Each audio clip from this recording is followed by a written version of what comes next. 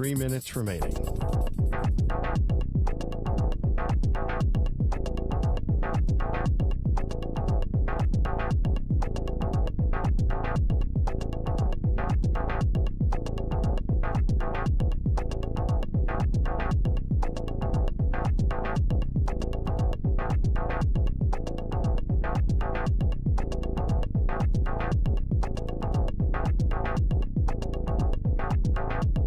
Two minutes, 30 seconds remaining.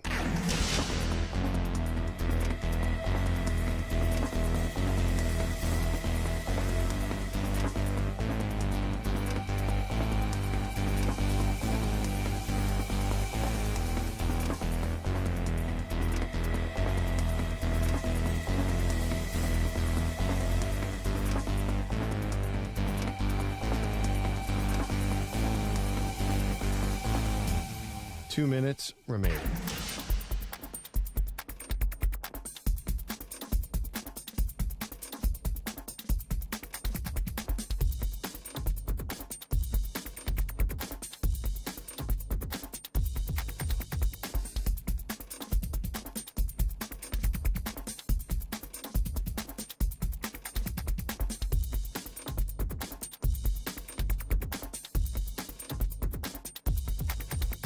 One minute, 30 seconds remaining.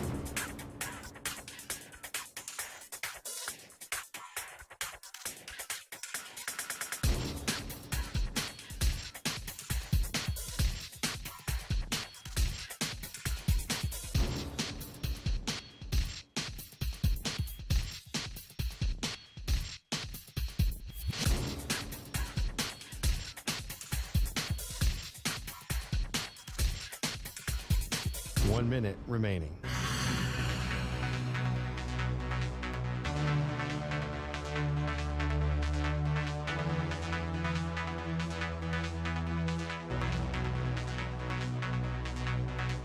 Forty-five seconds remaining.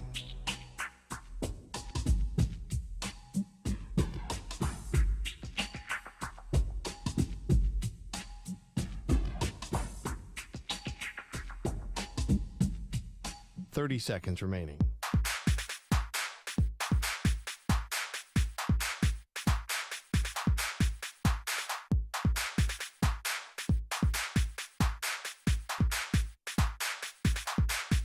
Fifteen seconds.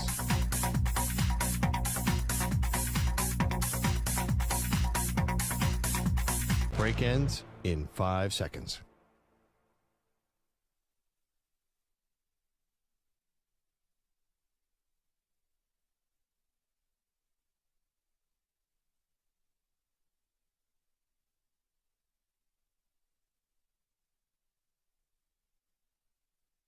To infinity and beyond. He's live. He's nationwide. This is the Zach Gelb Show.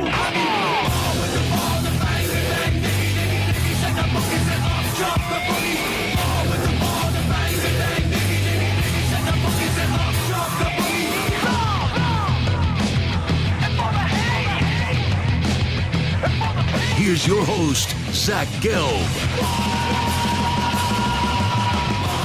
Live from the place where you're not overly ostentatious studios of the Infinity Sports Network. Welcome on in to a Monday edition of the Zach Gelb Show across all the great local Infinity Sports Network affiliates, Sirius XM, Channel 158, the free Odyssey app, and of course, as always, streaming on YouTube.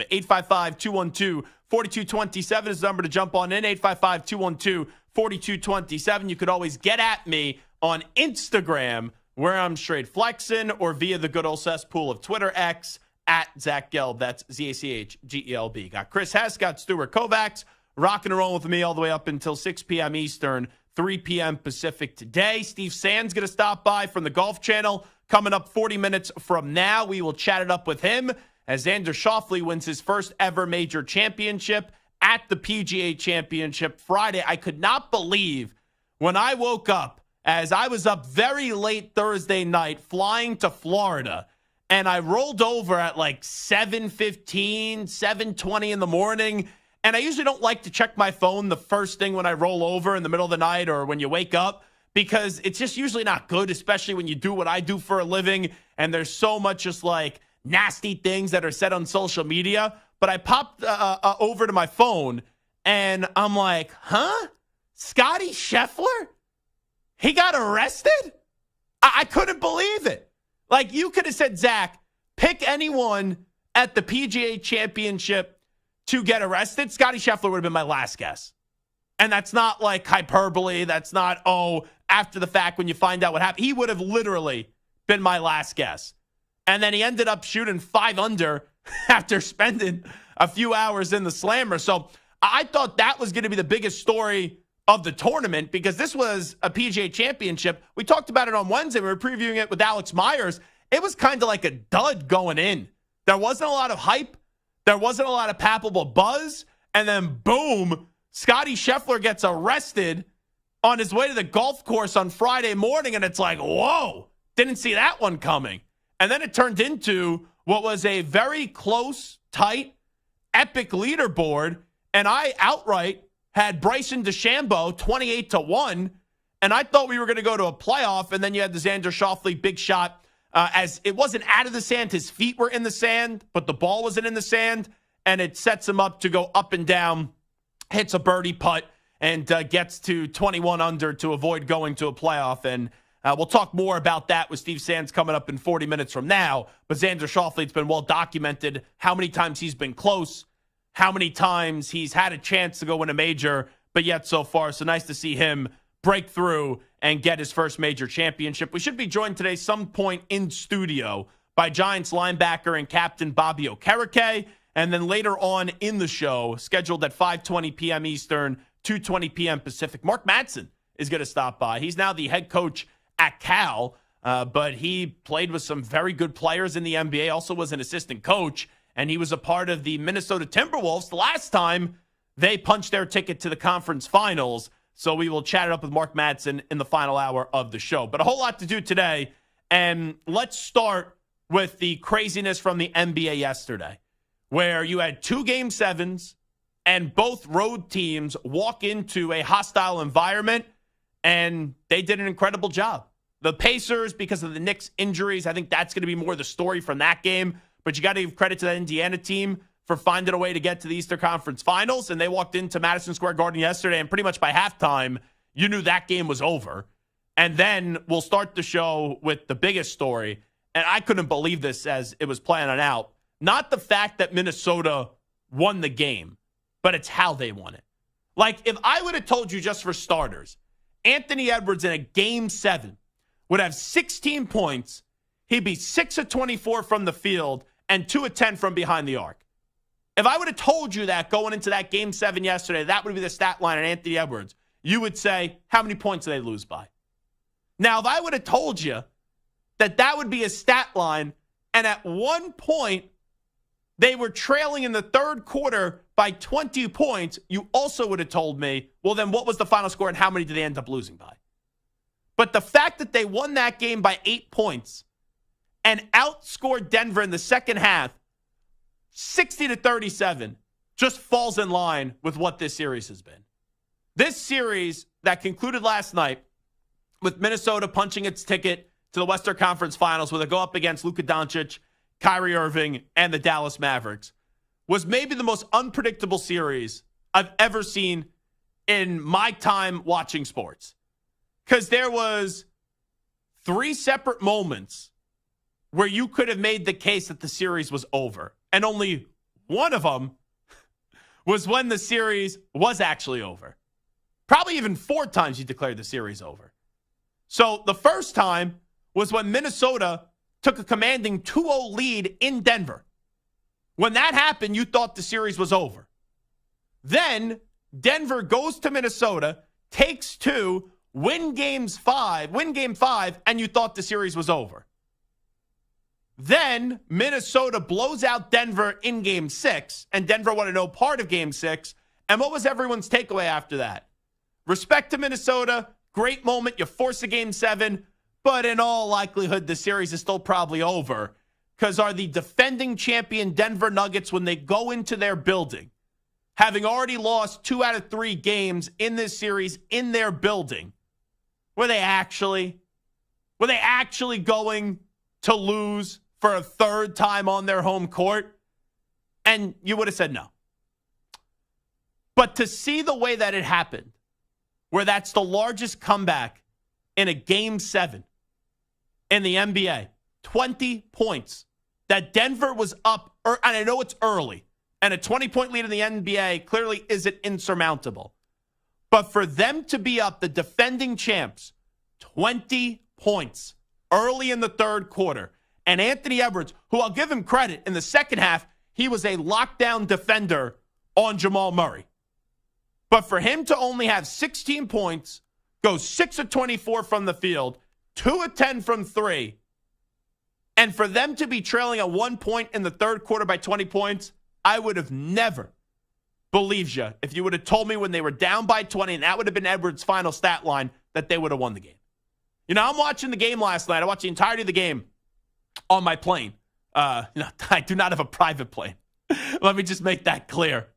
On the plane that I was sitting in, seat 13C on JetBlue. And I was able to watch the entire game on the plane. We were sitting on the tarmac for about 45 minutes because there was some issue there was an emergency landing by some plane in the Fort Lauderdale airport. So I watched the entirety of the game on the plane. And at halftime, you have Charles Barkley and the Inside the NBA crew begging for the Timberwolves to sit down Rudy Gobert.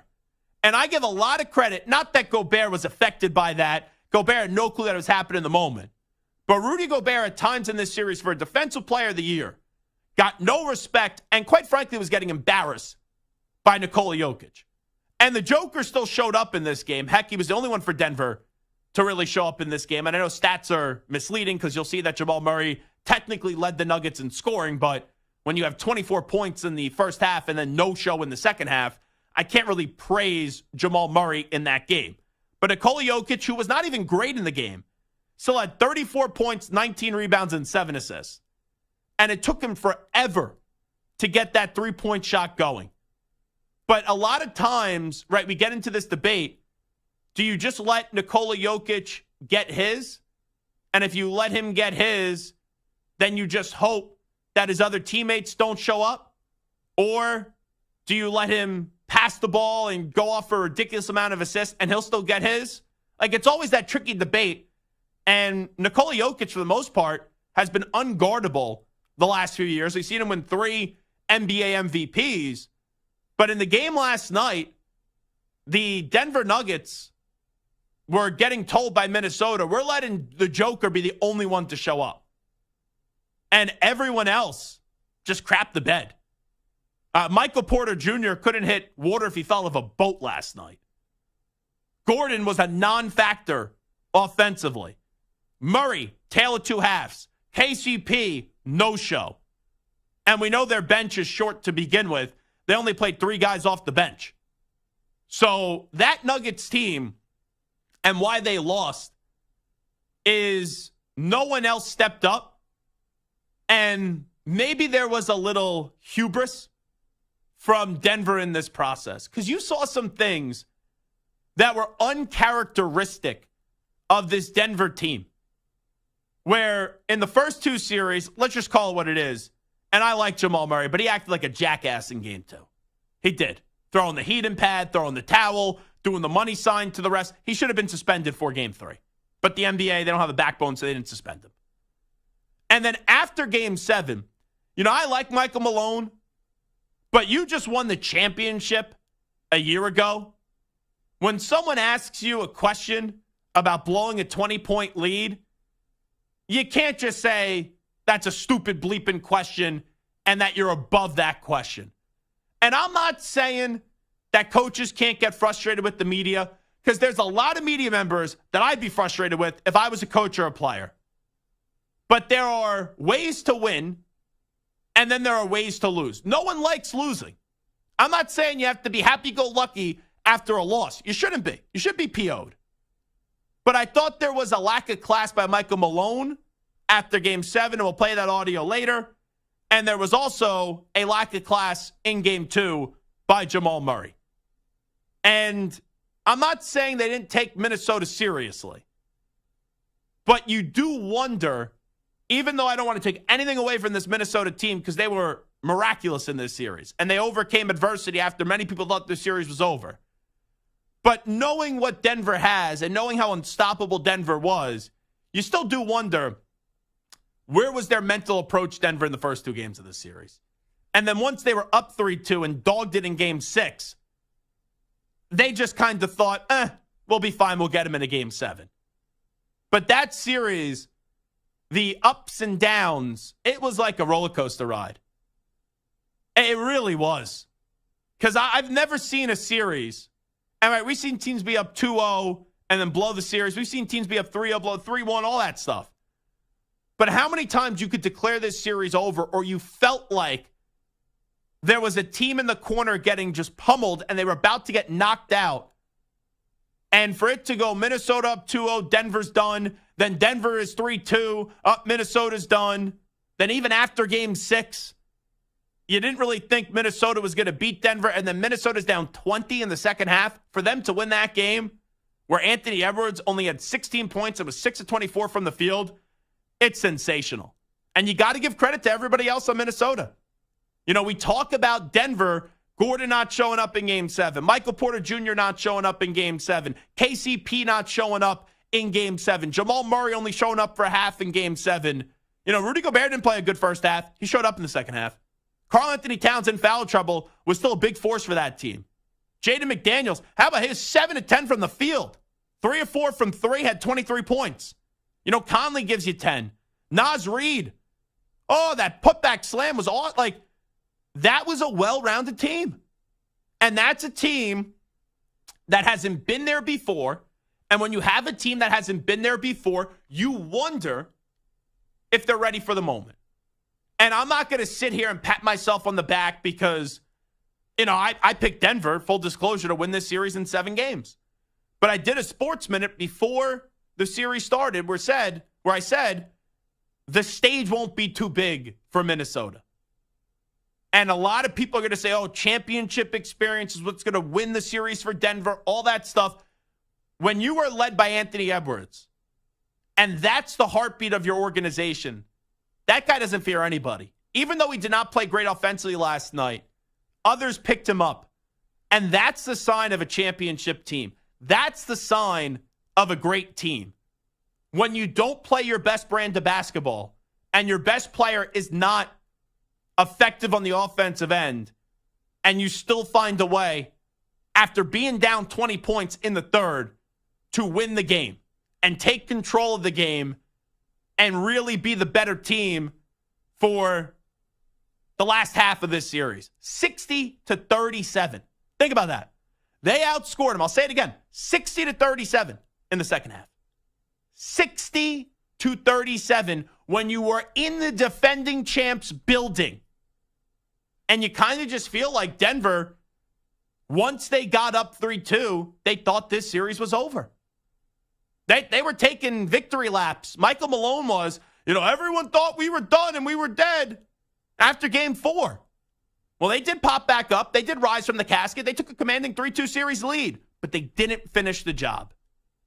And Minnesota, even when it looked like they were about to cross that finish line and then it looked like they stumbled right at the 2-yard line and turned over the ball, they found a way to get it back, and they found a way to advance to the Western Conference Finals. And full disclosure, I like Minnesota to take care of business against the Mavs. Now, the Mavs are going to be tough. We'll get into their story in just a bit. But, man, what an impressive performance that we got to see by Minnesota with how they just controlled the ups and downs of a NBA postseason series like we've never seen before. It is the Zach Gelb Show on the Infinity Sports Network. You grab the phone line, 855-212-4227, 855-212-4227. We go from Minnesota stunning the Nuggets in Denver to the Knicks just getting decimated with injuries and the Indiana Pacers having a record-breaking day from the field. We go from a Western Conference Game 7 of the second round between the Timberwolves and the Nuggets to an Eastern Conference second-round game, Game 7 that we got to see yesterday, second-round series between the Knicks and the Pacers when we return in 5 minutes. You're in a 5-minute break.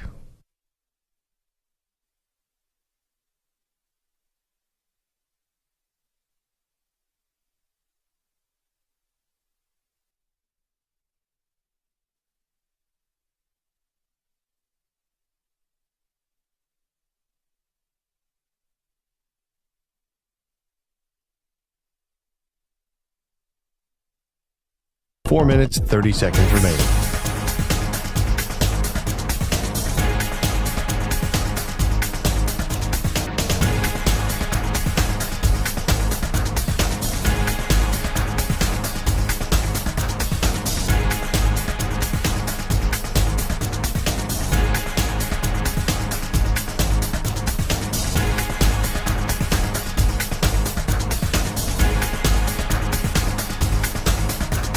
Four minutes remaining.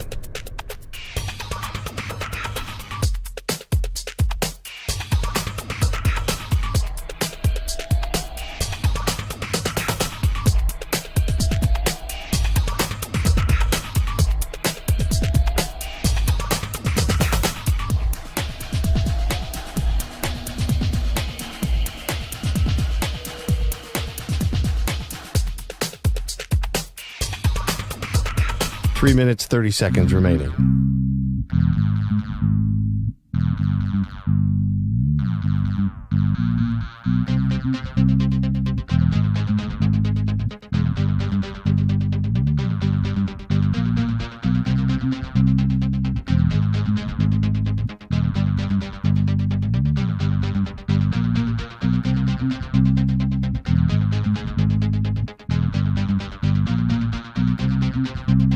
Three minutes remaining.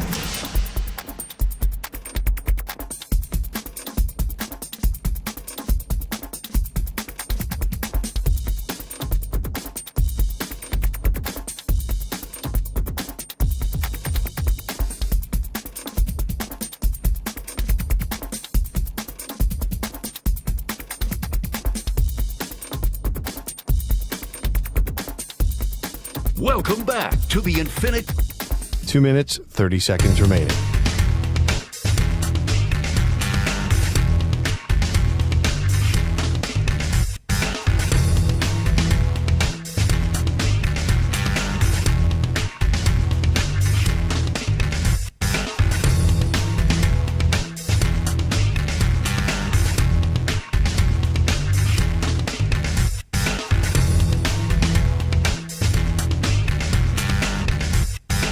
Two minutes remaining.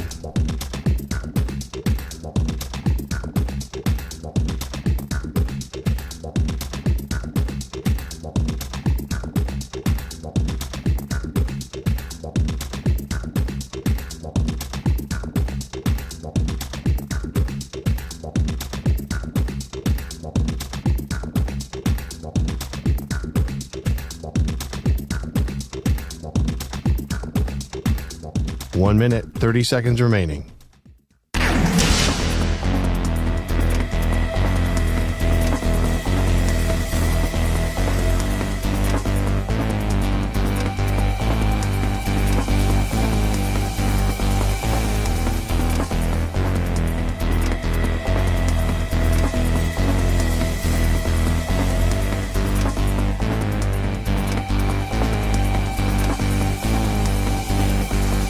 One minute remaining.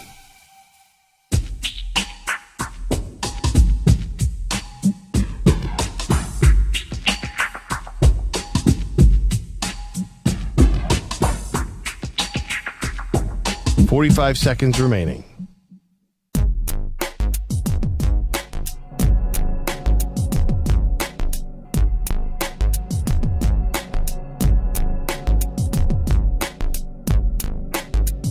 Thirty seconds remaining.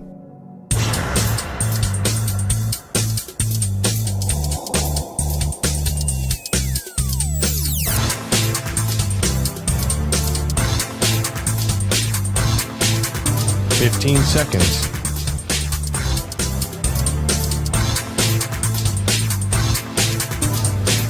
Break ends in 5 seconds.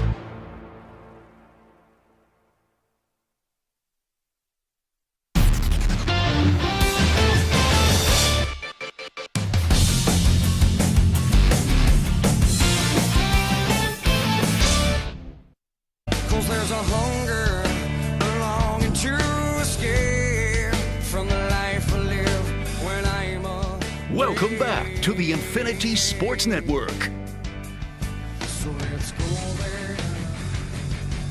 Let's make out. All righty, this is Zach Gelb Show on the Infinity Sports Network. We opened up the show discussing the Timberwolves stunning the Nuggets in Denver last night, coming back from down 20 points to win Game 7 on the road. And before that, we had a Game 7 that was a blowout, and it never really got close. Maybe at like 1 point, I think it was like 77-70, 77-72, something like that in the second half. But you never felt in that Knicks-Pacers game, once the game got underway, and once you got a few minutes in to the second quarter, that the Knicks were going to win that game. And I don't want to take anything away from the Indiana Pacers, because I would understand, right, if you're a Pacers fan today, you don't want to just hear why the Knicks didn't win this series. You want to hear why the Pacers won this series, and I get that. So let me start off with a positive remark about the Pacers. Heck, you break a record in a playoff game and shoot 67.1% from the field. That's a big round of applause. That's a sensational job by the Indiana Pacers at Madison Square Garden. Huge stage, the world's most famous arena, 67.1%. Incredible. And I thought earlier in this series, Rick Carlisle, the coach of the Pacers, there was no way a small market team was going to win up against a big bad Knicks because of those rancid officials, right? Notice they were able to get the job done yesterday, no problem. So, I say that with a little tongue-in-cheek, obviously. But it's impossible. I don't care how much you love the Pacers, how much you hate the Knicks, vice versa. It doesn't matter. I don't care if you have a dog in the fight or if you don't. My job is to call it like I see it. And the fact is, and this doesn't take away anything from the Pacers, right? The Pacers, you're a Pacers fan. What I'm about to say, if you're a Pacers fan, you hear this is how you should respond to it. Who gives a rat's ass? Because your team is going to the Eastern Conference Finals, and they're going up against the Boston Celtics. But the reality of the situation is, when you look at the Knicks injuries, and you see that this was a 7-game series, even after, and I know Brunson fractured his hand the other day, but he wasn't 100% with the foot injury. OG Anunoby, I know he had a hamstring injury. I saw him with the hamstring injury in Game 2. He ran right past me, and he was screaming, oh, bleep, oh, bleep, oh, bleep. I thought he was holding in a number 2 yesterday in the 4 or 5 minutes that he was on the court, because that dude could barely even walk, let alone run. It looked like he was holding something in, and he had to tiptoe his way to the bathroom, because if he didn't tiptoe his way to the bathroom, it was going to just go right down his leg. So that was just crazy yesterday with OG Anunoby. And it was wild. They hit 2 shots to start the game. But when you have Brunson hurt, OG hurt, Hart hurt, Randall out, Bogdanovich out, Mitchell Robinson out, and that series goes 7 games, how can I sit here and say that the injuries didn't play a factor in this series? Once again, Pacers fans, tell me to go bleep off if you hear this. You shouldn't give a rat's ass. Your team is 4 wins away from going to the NBA Finals. But when the Knicks go down in 7, with everybody hurt that they were probably begging Stuart Kovacs to get in the game yesterday and give you 5 minutes off the bench, it would be disingenuous for me not to acknowledge it. It'd be disingenuous for me to sit here and say that injuries did not play a factor in this series. They absolutely did. And, my uncle once said this to me. Sometimes you'd rather be lucky than good. And I'm not saying the Pacers are a bad team. The Pacers are a good team. They have some really good players. But when you see a series go 7 games and one team is the walking wounded and the other team isn't, what would have happened if the other team, I'm not even going to say had all their players. How about like 2 more players? How would that have impacted the series? Well, the Knicks probably would have won the series. And they probably would have won the series in, let's say, 6 games. And this is coming from someone that I picked the Knicks in 7 before the series started. I did not disrespect Indiana before the start of the series, like some other people around here. I have a lot of respect for the Pacers. But the reality of the situation is Pacers advance, but you do feel like there's a overwhelming feeling that the Knicks would have won this series if they were healthy. And look, Indiana, you need some favorable breaks in the postseason. Giannis got hurt. Dame Lillard got hurt in the first series. You beat them. You took advantage. That's what good teams do. You could only control who you're going up against, and you can't control the injuries. You could only do what's in front of you. You play the game for 48 minutes, and then whatever the final score is, once the buzzer sounds, that's the results. But it is tough to not acknowledge the injuries of the Bucks, the injuries of the Knicks, and you have the Pacers in the Eastern Conference Finals. Now, I'll say this. I don't want to hear from the Celtics fan, oh, well, if we don't get Kristaps Porzingis back, then that could be used as an excuse if the Celtics don't reach to the NBA Finals and don't make it to the NBA Finals, because that's not fair. And I know people say, well, Zach, what's the difference when you just said that the Bucks had injuries, used that as an excuse, the Knicks had injuries, used that as an excuse. Why not? Kristaps Porzingis is not the best player in the Celtics. Not even close. This has been a team in the Boston Celtics that has been there, done that. The last thing, though, that they are waiting to check off their resume with this core is winning an NBA championship. And I can guarantee you this, when the postseason started, if you went to the Celtics and said, you won't have Kristaps Porzingis for the Eastern Conference Finals, and Woj says he's probably going to be out the first two games, we don't know when he's going to return. But if, let's say, you went to Brad Stevens and you went to Joe Mazzulla and you said, you will be in the Eastern Conference Finals, but Kristaps Porzingis will miss bare minimum the first two games, he may not get him back to the NBA Finals, they would sign for that in a second. They would sign for that in a second. Because there was a lot of other teams that could have got in their way. And look, the Celtics, first round, they went up against the Heat. Jimmy Butler wasn't there. So that plays, it goes both ways. But the injuries absolutely, positively played a factor in this series. And I'm not going to sit here and just have Pacers pom-poms and say, go Indiana Pacers, and the Pacers, won this series, and it's all positive, and not mention the unbelievable amount of injuries that the Knicks suffered. Like, you tell me one player gets hurt, two players get hurt, okay? But Robinson in a boot. You knew Randall was done for this season. Bogdanovich gets hurt. Josh Hart, I don't even know how he played yesterday. The dude could barely breathe. And I give credit. It was gutsy that OG came back. And, he missed the second half of game 2 after he was great in the first half. Missed game 3, missed game 4, missed game 5, missed game 6, and returned for game 7. I respect that he gave it a go. But you knew 4 minutes in, once he went to the bench, that he wasn't coming back in. I was listening to the radio broadcast. Are we even allowed to mention the radio broadcast of the Knicks? MSG with that whole stupid beef with our company and Dola. It's like so stupid at this point. Tried to get Wally Zerbiak on today.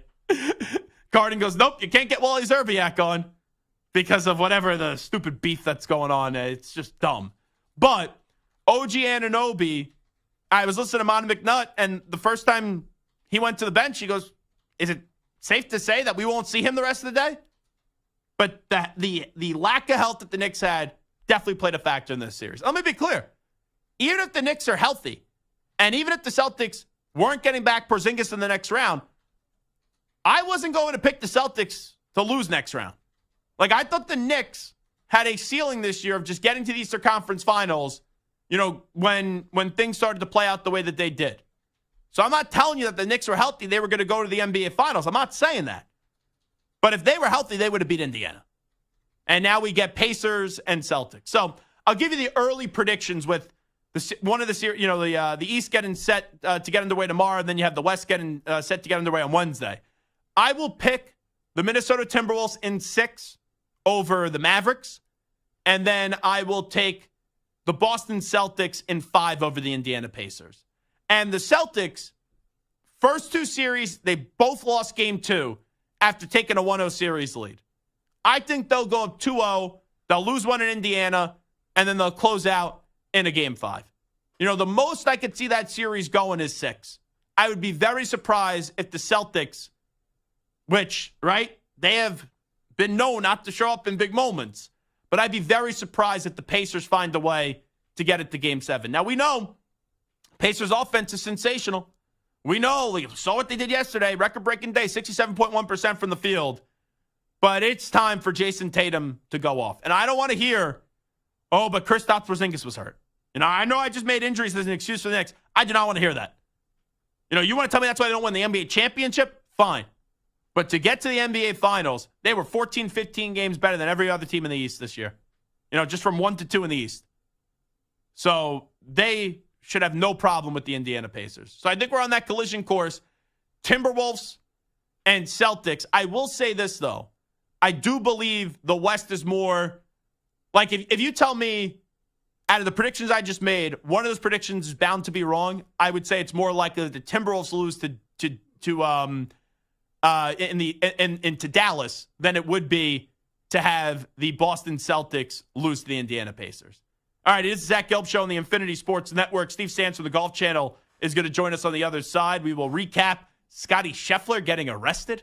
I still can't believe that. Xander Schauffele winning the PGA Championship and get all the happenings from what was an epic PGA Championship where one person who was very, kind of turned into a villain the last few years is now someone that people are rooting for. So we'll get into all that with Steve Sands when we return. Update time. Here he is, the Ackman Rich Ackerman. Infinity Sports Network.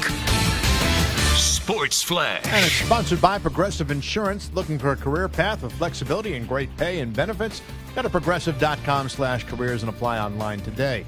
Justin Jefferson's looking for a new deal from the Vikings and has yet to get one, and is reportedly a no-show today for the start of the team's organized training activities.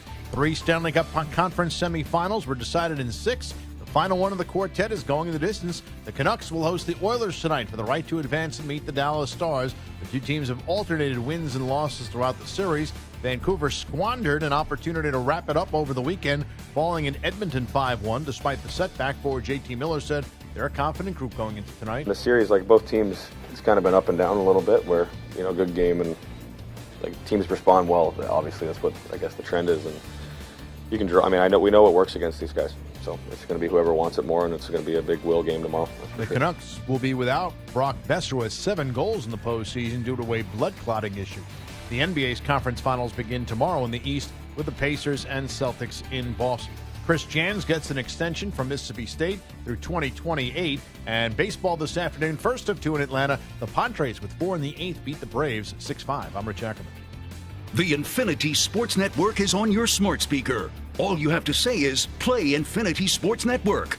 That's it. Play Infinity Sports Network.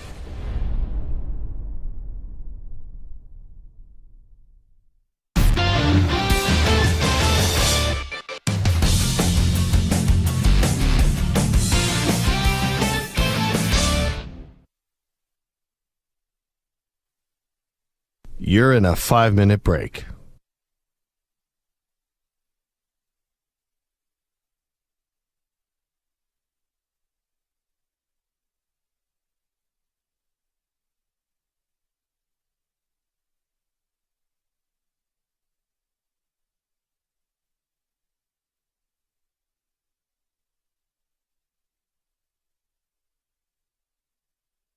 Four minutes, 30 seconds remaining.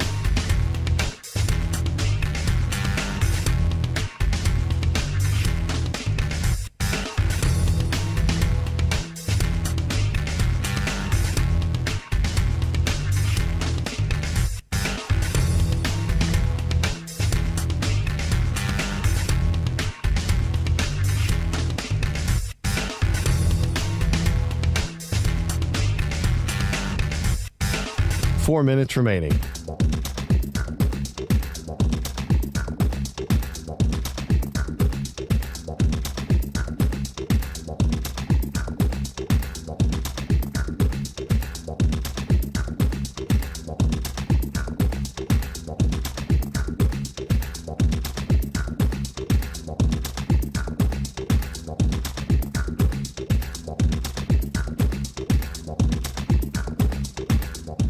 3 minutes, 30 seconds remaining.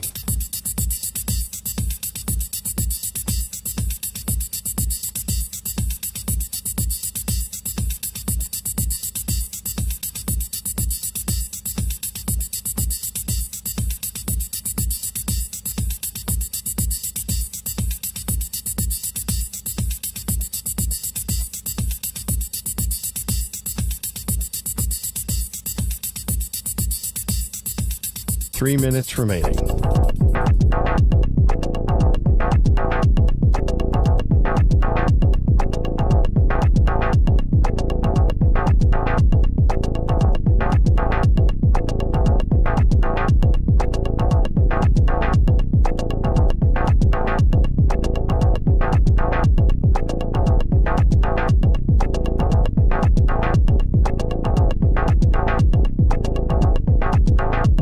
Two minutes, 30 seconds remaining.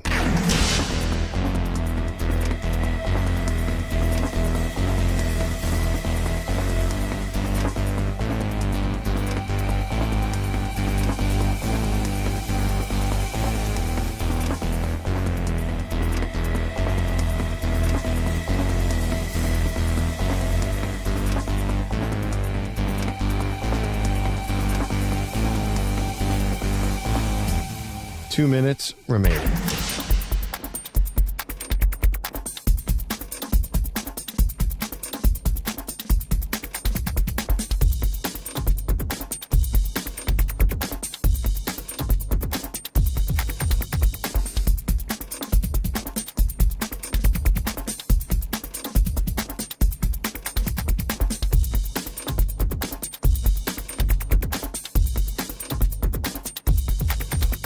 One minute, 30 seconds remaining.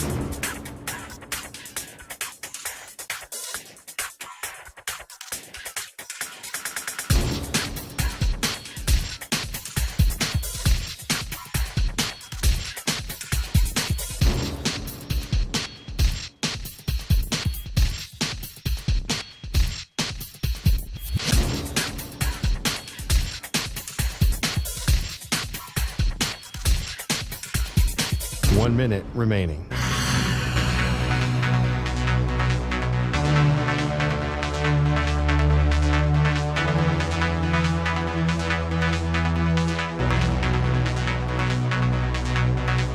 Forty-five seconds remaining.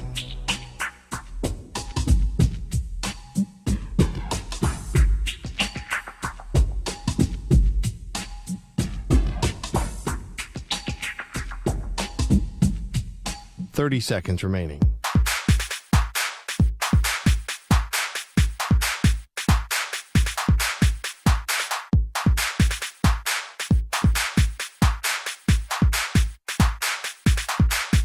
Fifteen seconds.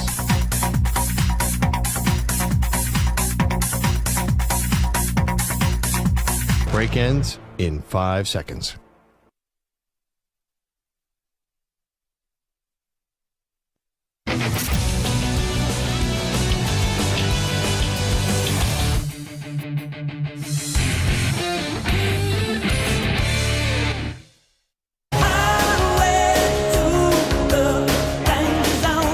This is the Infinity Sports Network.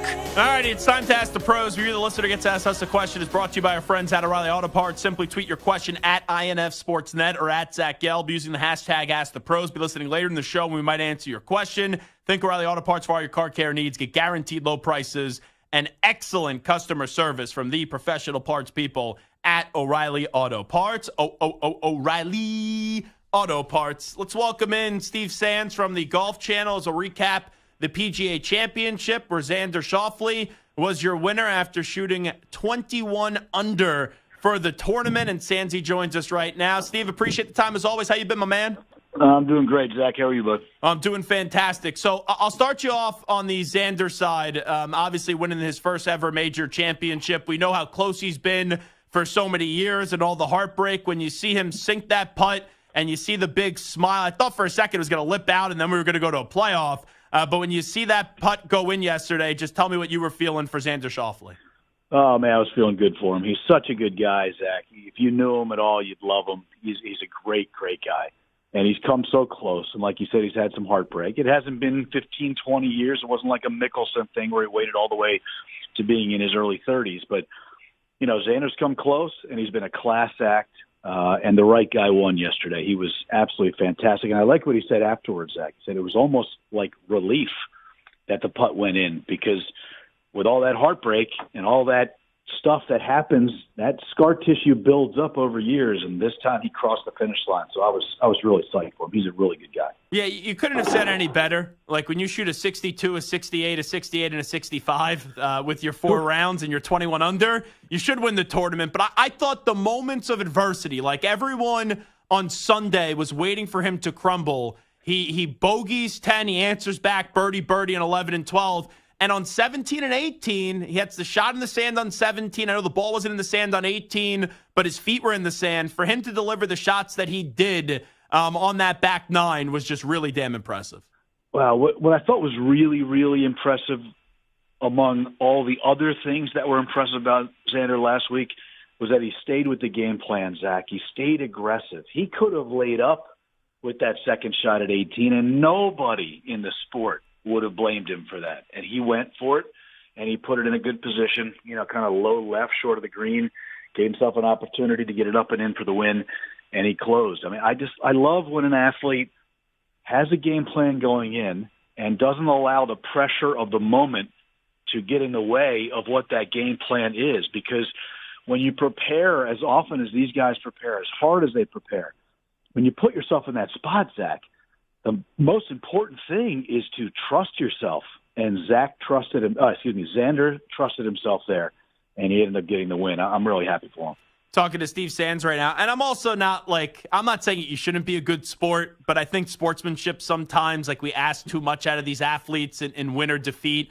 But with Bryson getting ready for the playoff, with him trying to stay fresh, I think he was on the driving range and he had the big screen right next to him.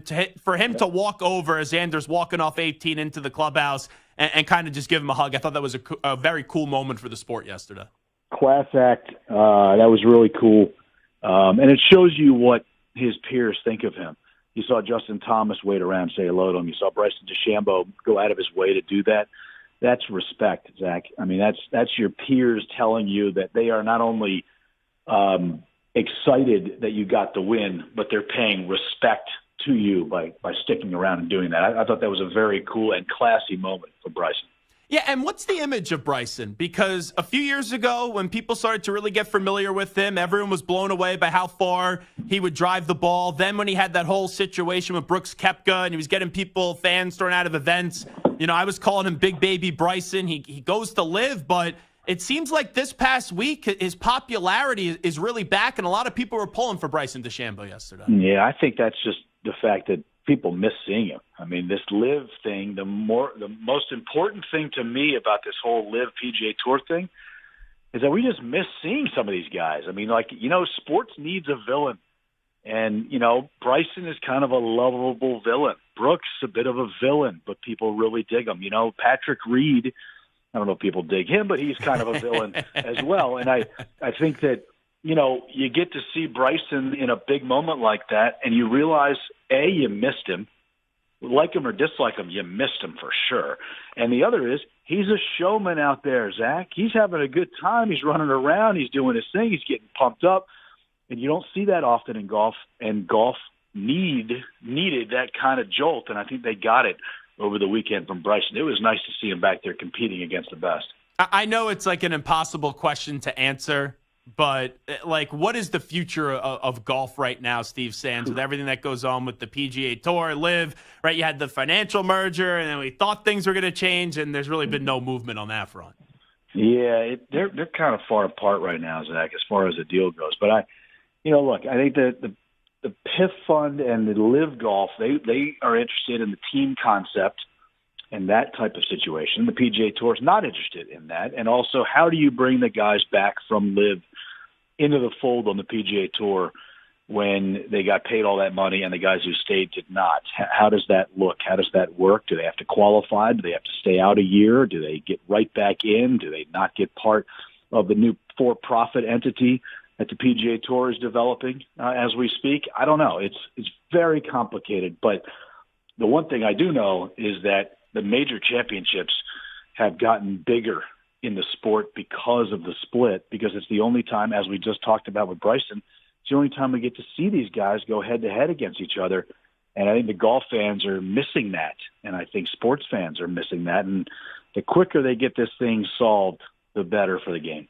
Steve Sands here with us. Hey, it's still crazy and surreal that Tiger's able to play with the accident that occurred a few years ago. There was no juice with him going into this tournament. There was no expectations. He missed the cut going 72 and 77. Can you expect anything from a golf standpoint out of Tiger Woods moving forward? Expect anything? No. Would anything surprise me? That would be the same answer. No. I mean, I'm never going to say he just can't do it, because I've seen him do too many things that he should not have been able to do.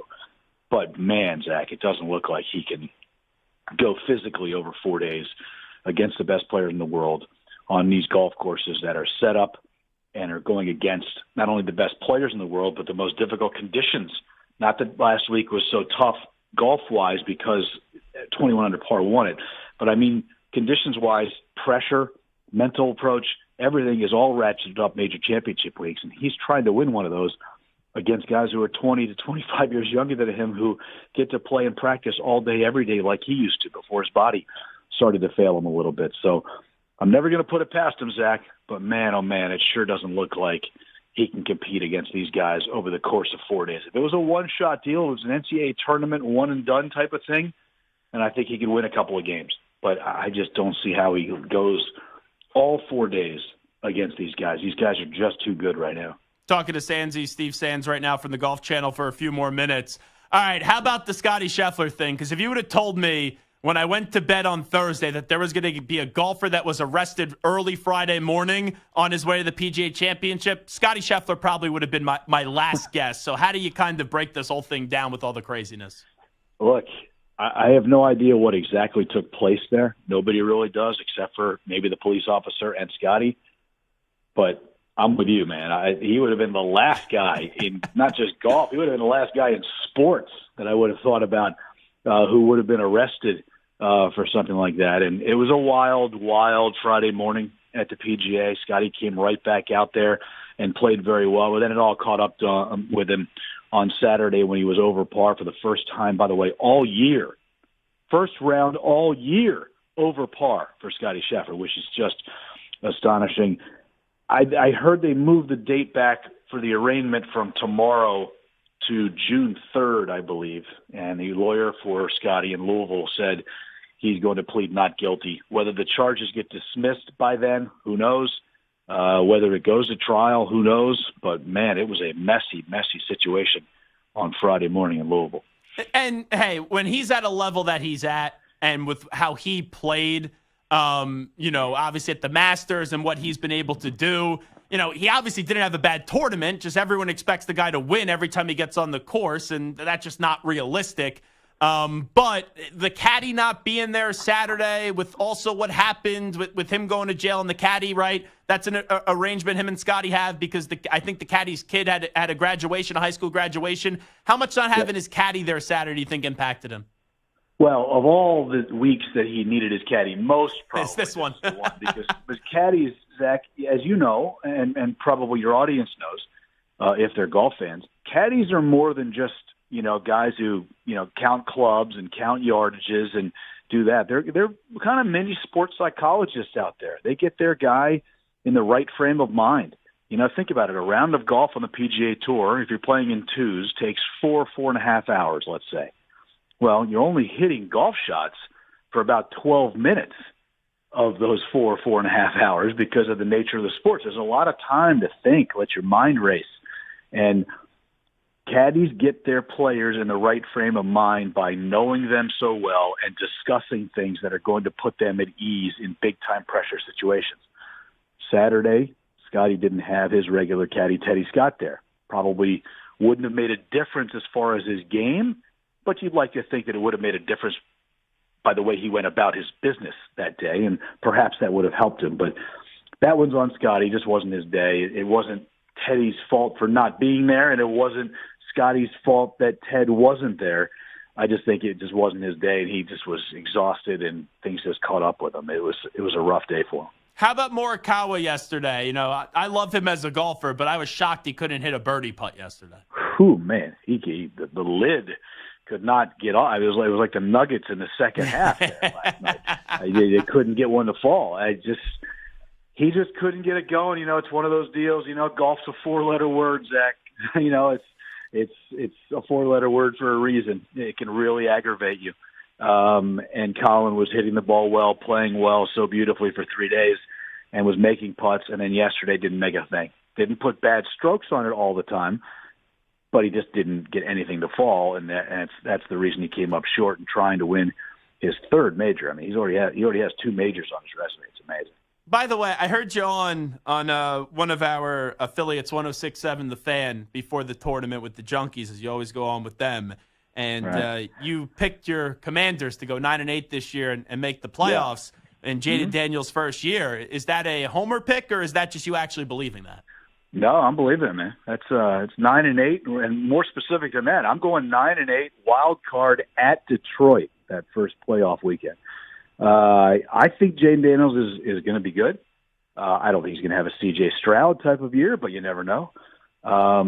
Rookie year in the NFL, but I think the roster's okay. I think Dan Quinn and his staff are going to energize these guys, and I think that I think they're going to be better. I don't know if they're going to win 9 games, but the 9 might be a little bit of a homer. But they're definitely going to be better than they were last year. I just want Jaden to get in there, get comfortable, and be someone who looks like he's going to be the guy for the next 12 years. We haven't had that guy since Mark Rippon. You're talking 30 years ago. So we haven't had a quarterback that could sustain long-term success in 30 years. So hopefully Jaden's the guy. I hope so. It's a lot of pressure on the kid, but hopefully he's okay. Yeah, I would hope so, because that's a fan base that needs to come back, and they need to be proud of their football team once again. He's Steve Sands from the Golf Channel. Steve, always appreciate it. Thanks so much, my friend. My pleasure, Zach. Be good, bud. You got it. There he is, Steve Sands, joining us from the Golf Channel to recap the PGA Championship. We've seen some bizarre things in sports. The Scotty Scheffler story is right up there. Right up there. And how he didn't say while he's getting arrested, do you know who I am? We don't like how when people play that card, but when you're at the PGA Championship and you just won the Masters and you're the golfer, the number one golfer, maybe you could have said when you're right outside the facility, hey, guys, Scotty Scheffler, probably on all these billboards? Yeah, that's me. And maybe you wouldn't have got arrested.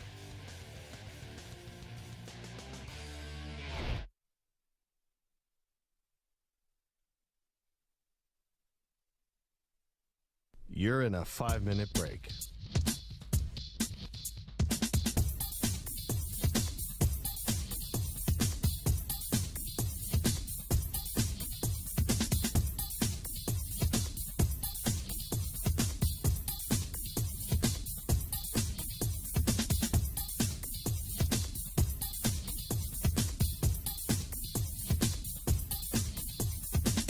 Four minutes, 30 seconds remaining.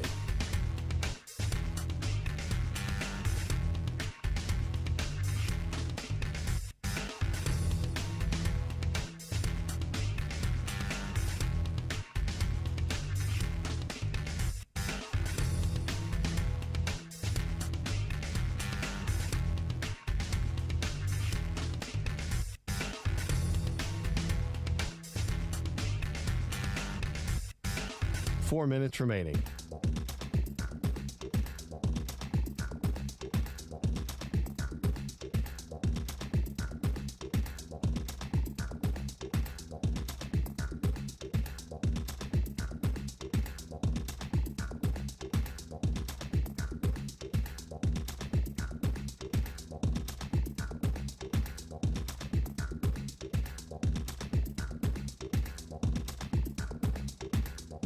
Three minutes, 30 seconds remaining.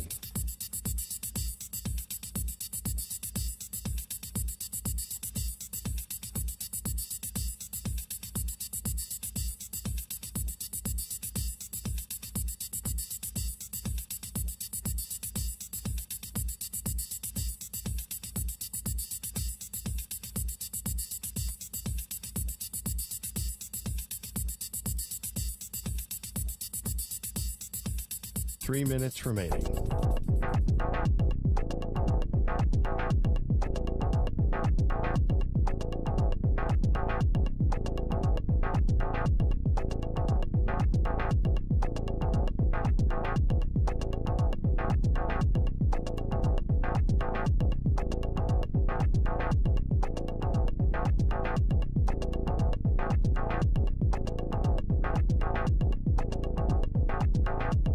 Two minutes, 30 seconds remaining.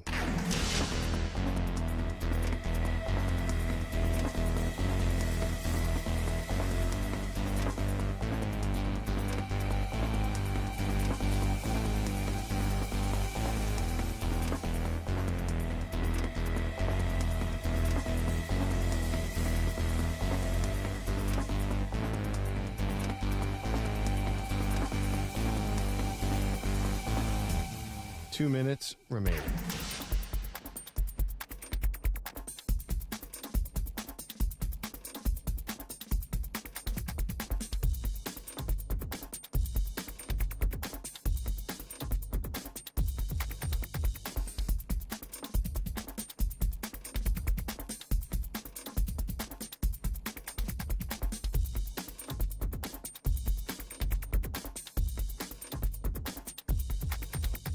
One minute, 30 seconds remaining.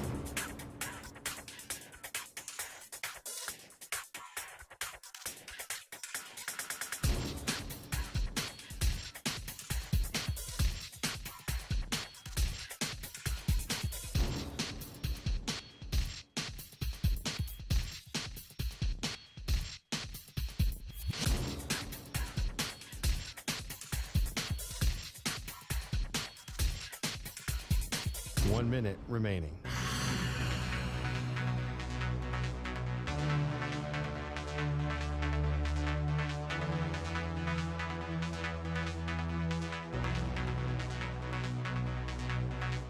Forty-five seconds remaining.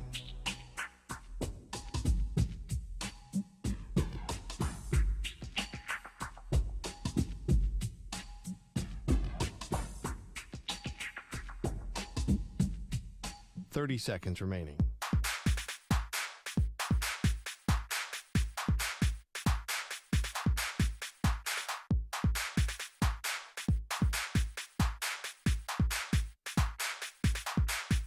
Fifteen seconds.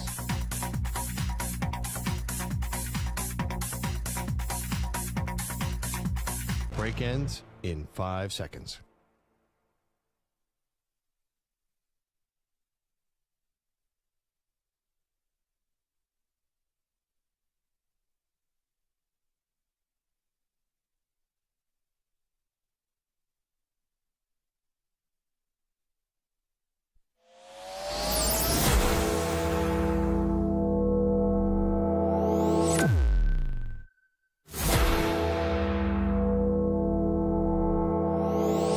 Infinity and beyond. He's live. He's nationwide. This is the Zach Gelb Show. All righty, rocking and rolling. It is the Zach Gelb Show right here on the Infinity Sports Network. We will get to the NBA in a news brief in just a second. Hockey, though, wise, the Rangers start the Eastern Conference Finals coming up on Wednesday against the Panthers. What a Game 6 that was. And I was on a plane flying to Florida on Thursday. So the plane was scheduled to take off at 8:30, going there and coming back. I sat on the runway for about an hour, both times. I was actually so happy. I was sitting on the runway, though, when you had the Rangers series come to a close up against the Hurricanes. Now, if the plane went up in the air, you'd have the TV, but when you're going from on the ground up into the air, sometimes it buffers for a little bit. But I got to see the duration of that epic third period sitting on the runway. And I thought for a second, Stu, you ever see those crazy videos where people act up on a plane and they're just screaming things, and the next thing you know, the flight attendants come up to them and they like duct tape them to the seats? I thought for a second I was going to get duct taped to the seat because there was like a guy next to me. I don't know where he was from. He did not speak any like he didn't speak good English, but he goes, Rangers, Rangers, Rangers, like in an act. And I was like, yeah, Rangers. And he's like, oh, didn't know they were playing. And he was like living through me watching the game and my emotions. And Kreider having the natural hat trick in 10 minutes in the third period. It just shows you how special that team is. But this is what this team's been doing all year. They like going into the playoffs, they had like 30 or 31 come from behind victories. It's wild. Whenever they look down and out, they find a way to get the job done. And don't get me wrong, I thought we were on the verge of seeing one of the worst sports collapse of my lifetime. That team's up 3-0, and you have the way that it plays out in Game 4, in Game 5, and how lethargic they were in Game 6. Yeah, until the third period, and I said to my uncle and my dad when it got to the third period and it was 3-1, I just said this. I said, just get one goal with like 10 or 9 minutes left, and maybe they could find a way to snatch victory from the jaws of defeat. But when that plane finally got up in the air, it took off with like a minute left in the third, and the TV didn't go out.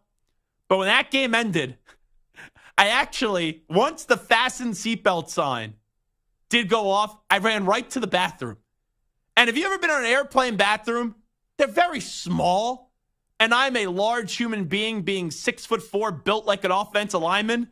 So I ran right to the airplane bathroom to record an instant reaction video from the air of the Rangers winning, because I didn't want to do it from my seat. Because I'm like, I already made a little bit of a scene. Like, it wasn't crazy, but I was like, oh, Kreider, yeah! Like, from the plane, and people were like, who the heck is this guy? And I'm leaving out of New York, so you think people would get what was going on, but I don't think there was many hockey fans on this plane. So I went into the bathroom, and I cut like a 10 or 15 second instant reaction video where, like, it looked like my head was about to get cut off because of how small that damn bathroom was. And then I went right back to my seat, had the Wi-Fi on the plane, boop, sent out the video, and definitely enjoyed the rest of the plane. May have ordered a cocktail on the plane after that to do a little celebratory drink after the Rangers did win. May or may not. Sources can't confirm nor deny. And then you had the Bruins and the Panthers, where last year, if you recall, the Panthers had that epic 3-1 comeback. It looked like we were going to go Game 7 there as well, and the Panthers scored late in Game 6 in Boston. And you don't get a Game 7, so now those two teams meet up in the Eastern Conference Finals, and those are the two best teams in the East. The Panthers and the Rangers, I felt like going in. I think the Panthers are the best team in hockey. It doesn't mean I don't think my Rangers aren't going to win. I think it's going to be a sweated-out, crazy 7-game series where anything could go. But I did think going into the postseason, the Panthers are the best team. And then you have the Stars advancing, which that series, Stars, the Avalanche, is also crazy. So they're off to the Western Conference Finals. Pete DeBoer in another conference finals once again. He's had a phenomenal career, even though he's not won a Stanley Cup yet. And then we'll see who's going to advance in Game 7 tonight between the Oilers and the Vancouver Canucks. So that's where we're at on the hockey side of things. But anyway, Bobby Okereke, the Giants captain, linebacker, he's going to join us at some point in this 4 p.m. Eastern time hour. But without further ado, I'm not talking about Freddie Adu. It's time to update you on some of the biggest stories in the world of sports with some audio. Let's get to a news brief.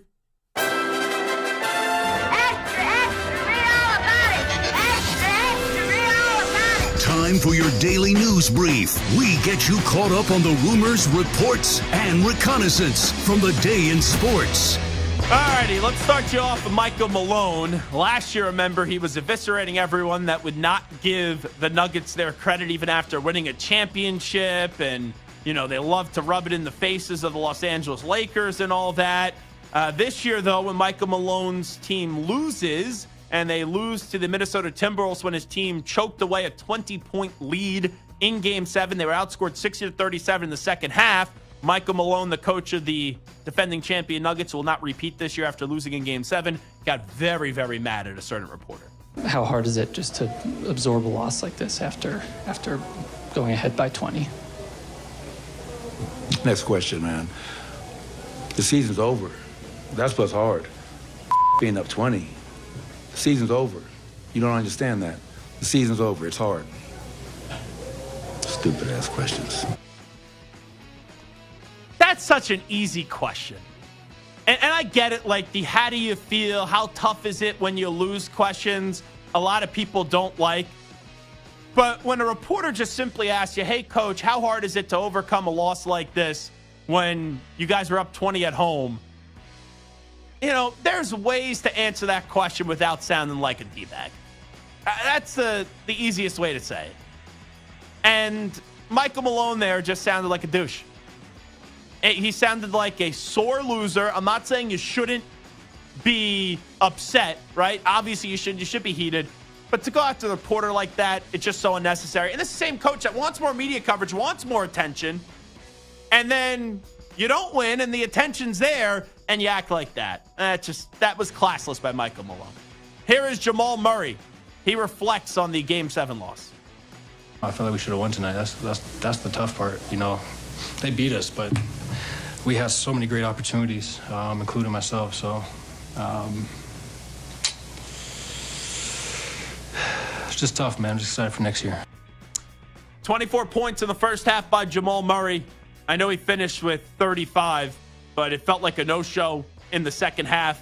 And outside of Nikola Jokic, no one could really get going in that second half. And you got to give credit to Minnesota. We know their defense is incredible. You saw that in Game 2 where Gobert was out, and they just took it defensively right to Nikola Jokic and the Denver Nuggets. And there were moments in this series, even with how great he played, where Nikola Jokic was frustrated. So give credit to the Timberwolves defense. But somebody, when you are home with that lead, you got to step up and make a shot to stop the bleeding. And the Nuggets, outside of Nikola Jokic, just weren't capable of that last night.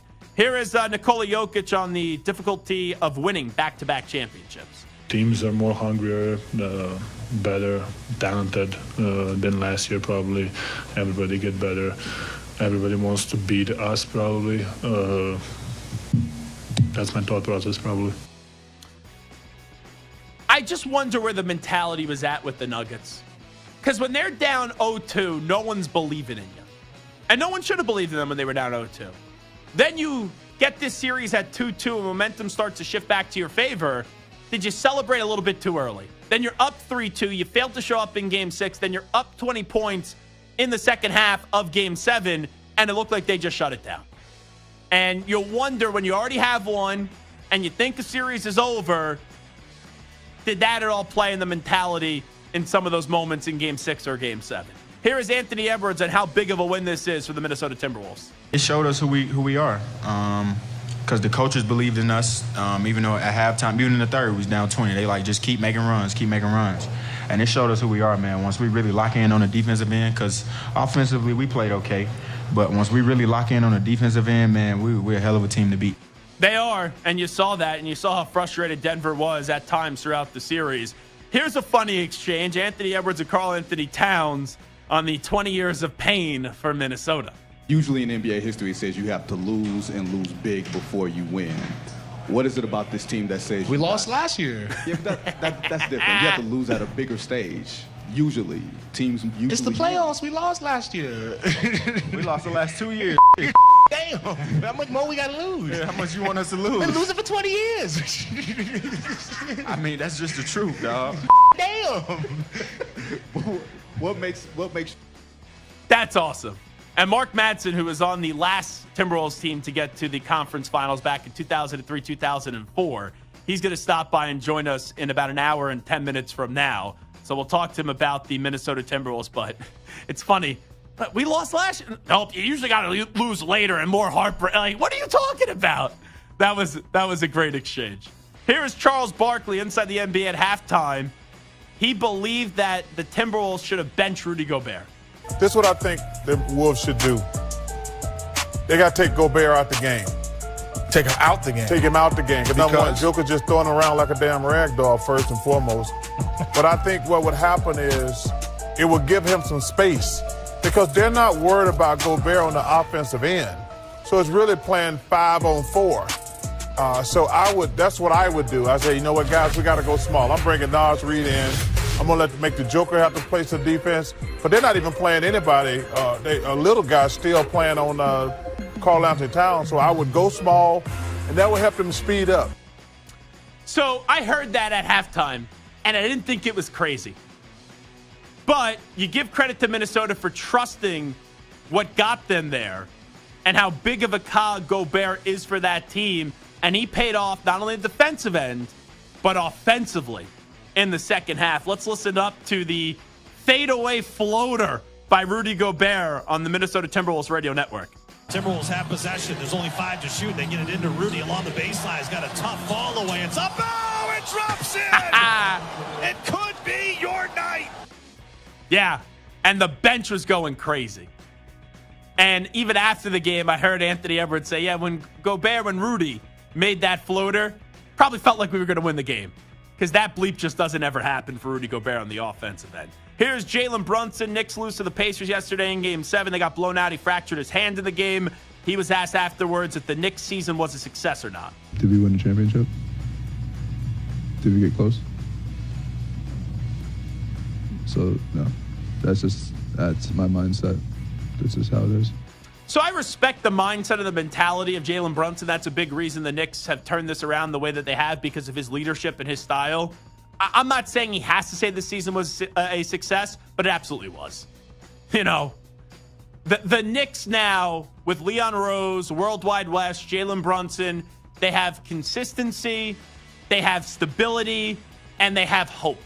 And those are 3 things that Knicks fans haven't had for over 2 decades.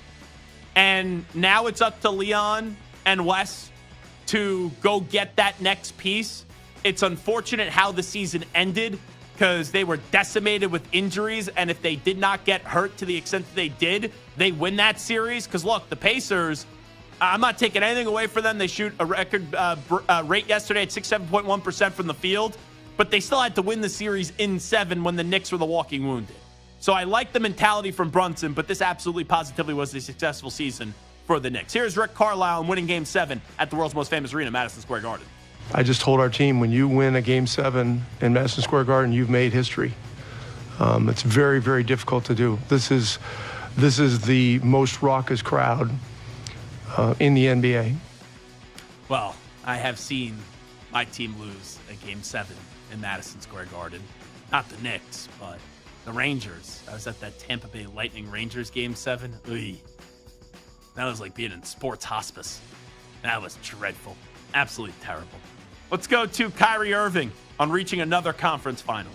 You know, just that whole walk-off, you know, hugging my family and then going and hugging some more of my family in the locker room, everybody cheering for each other. And I had to make an impromptu speech, and I was doing my best not to let some tears come down from my eyes because it feels like it's been a long time coming, just being back in this position, getting back to the, finals or the conference finals. It's just a long way back, and look back at parts of my career where I took it for granted, just getting to the conference finals, for 3 years straight, and then not getting back for a little bit, to weigh on you as a competitor. So I'm grateful that I had these guys beside me and kept feeding me confidence and, kept doing the little things for one another. And I think that's what, made the celebration feel that much better. We'll talk about this more later, but you saw Kyrie act like an ass in Boston. He acted like an ass in Brooklyn. And it just shows you when he locks in and he is there mentally, how great he is. Because now we're in a league of dynamic duos. And that dynamic duo of Luka and Kyrie is phenomenal. And here they are in the Western Conference Finals. And I give a lot of credit to PJ Washington, too. He had a great series. Did not play great in the closeout game, but he came up big in the closing minutes of that game to secure a victory and make sure it doesn't go back to Oklahoma City for a Game 7. And finally, let's go back to Denver. Here's Christian Braun. He said the Nuggets are actually the better team, and that's what makes this series loss even more painful. This feeling is not something you want to feel. I haven't felt this feeling in a while. But, I got to come back better. We got to get better as a team. It sucks because I think we're a better team. They beat us. They beat us fair and square. But I just think we got such a good opportunity to go back to back. And don't get that opportunity very often. So it hurts, but this is what we need to fuel us. And remember, he won a national championship at Kansas, then wins a national championship or an NBA title in Denver. I don't like, and I it's not going to drive me bonkers here, but I don't love when someone says we were the better team. Not taking it. You are taking something away from them.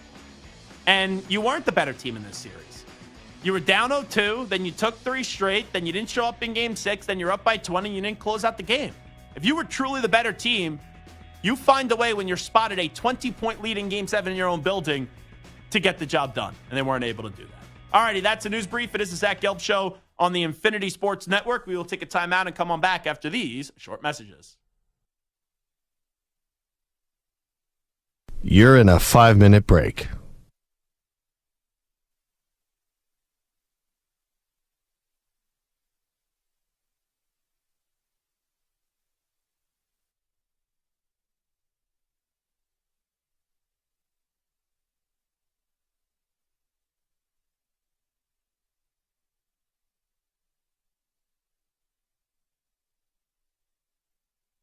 Four minutes, 30 seconds remaining.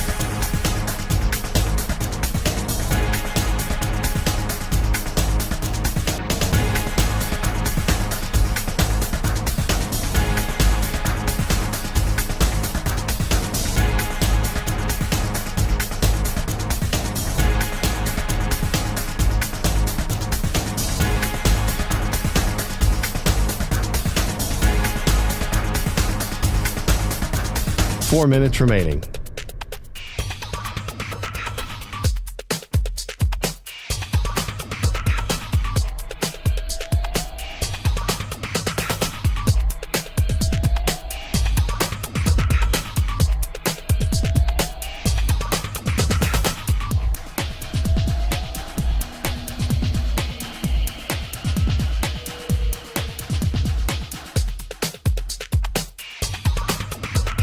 Three minutes, 30 seconds remaining.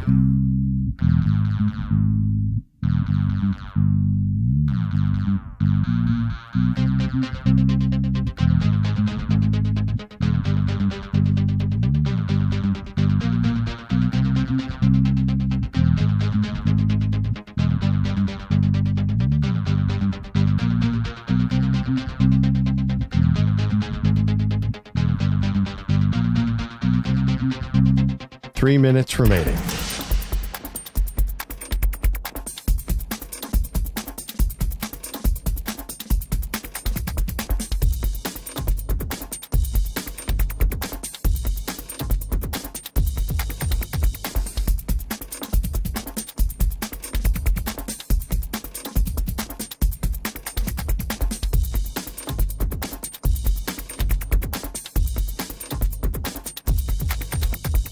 Two minutes, 30 seconds remaining.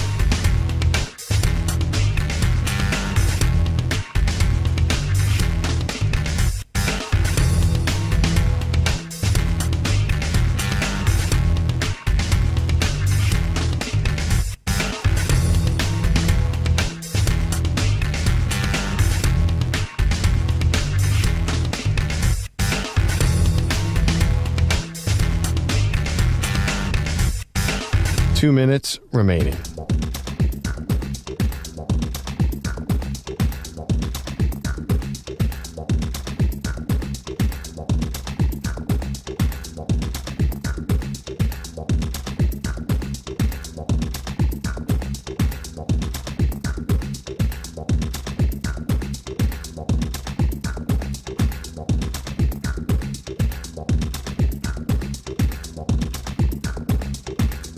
One minute, 30 seconds remaining.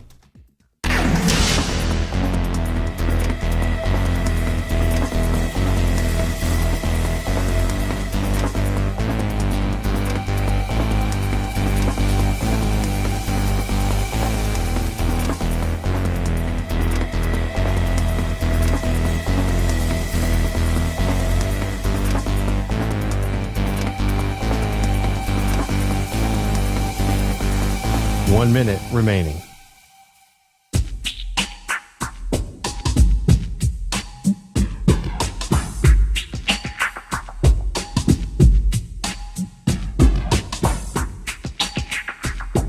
.45 seconds remaining.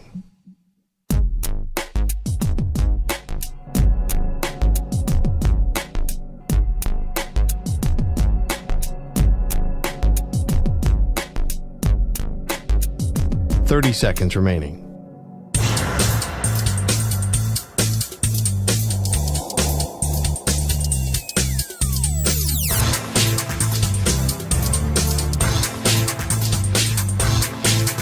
.15 seconds.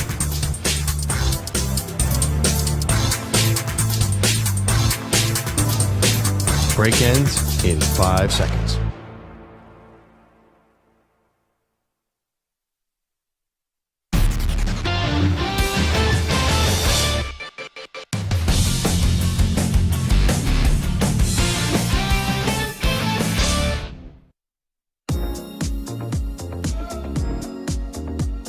Welcome back to the Infinity Sports Network.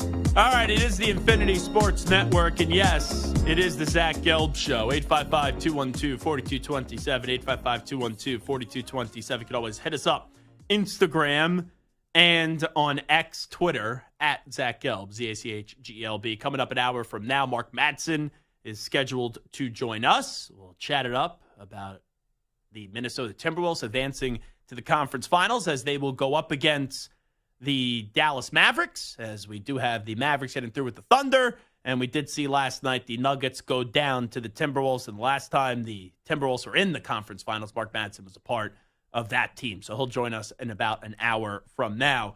But I know we spent a lot of today talking Knicks and Pacers, talking Nuggets and Timberwolves.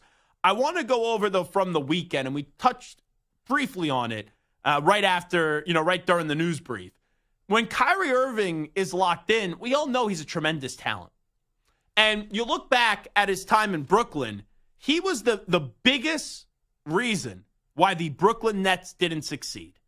Because Kevin Durant didn't have the cojones to tell Kyrie, you got to make this work.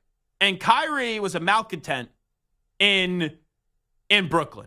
There's no other way around it. He did a lot of stupid things when he was with the Brooklyn Nets. And you had a relationship with that big three in Brooklyn, Durant, Harden, and Kyrie, where James Harden was willing to do whatever it did take for a while to work with Kyrie. Like when James Harden got there via the trade, he was like, all right, you want me to play point guard? I'll play point guard. I'll sacrifice my game to make Kyrie Irving happy. And eventually, James Harden, who I don't give a lot of the benefit of the doubt to, I'm not a big James Harden defender. Heck, I'm a huge critic of James Harden. But him asking out of Brooklyn was definitely warranted because Kyrie Irving was just acting like a jerk and an ass. Like, there's no other way around it. And KD, who was basically the president, the GM, the coach, and the star player of that team, didn't have the cojones to tell his friend in Kyrie Irving, you got to change, and if you don't change, then we'll ship you out. He didn't have the cojones to do that. So you have Kyrie eventually lands with the Mavericks. We know James Harden ended up going to the Philadelphia 76ers, and Kevin Durant lands in Phoenix. And look at it this way. The guy who was the biggest problem in Brooklyn, now a few years later, is having the most success. Durant failed this year, failed the last year and a half with the Phoenix Suns. They got swept out of the first round of the playoffs this year by the Minnesota Timberwolves. That organization is at a dead end because you have three players.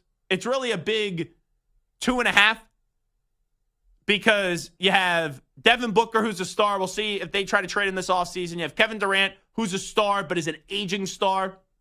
And then you got Bradley Beal, who, from a health standpoint, he's a $50 million player, but he's no longer healthy. And he suffered a bunch of injuries throughout the years, and he looks kind of shot from ever being a really good player ever again. So the Suns are a disaster, and they have no bench.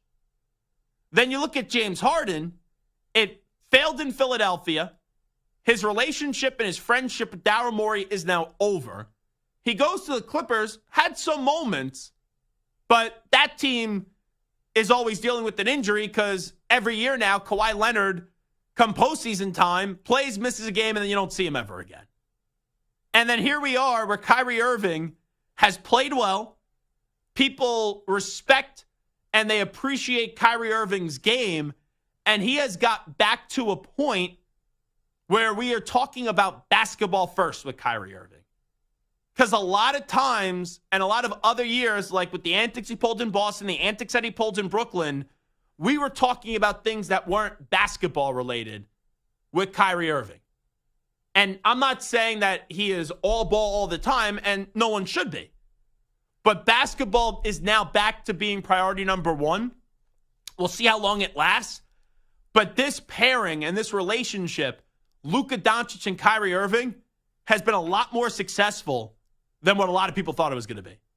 Because deservedly so, everyone gave up on Kyrie. Like, we all remember Kyrie when he was in Cleveland in that great 3-1 comeback, the Game 6 performance, and in Game 7, everyone talks about the block by James. We all know the Kyrie 3 and how enormous that Kyrie 3 was and how clutch and special and unique of a player he is. But ever since wanting to leave LeBron and do it on his own, he caused all the problems in Boston and then tried to play the victim. He caused all the problems in Brooklyn and tried to play the victim. And now he's in Dallas, where people are wondering how all in he was going to be. And even some questioned it, and I did too.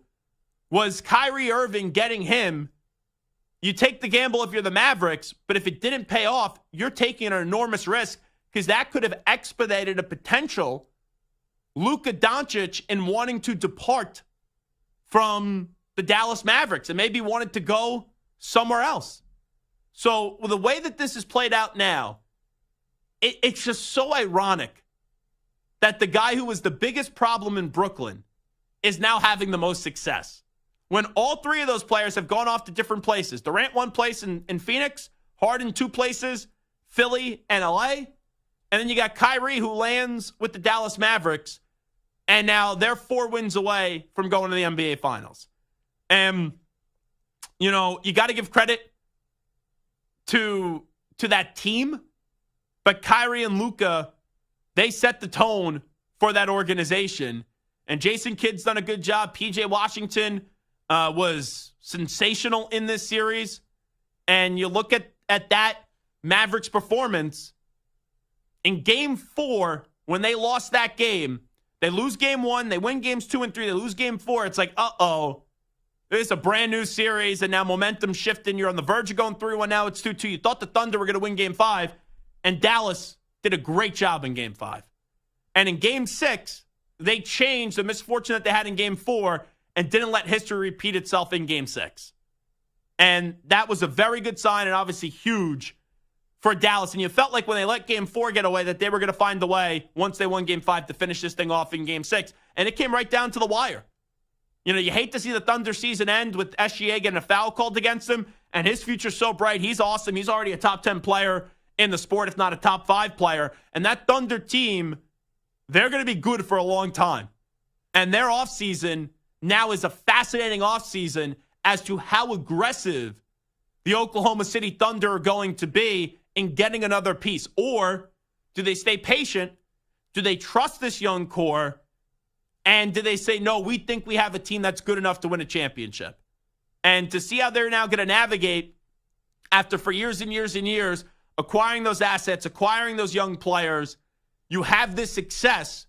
Now the question becomes, do you go and make a big move for maybe an older star?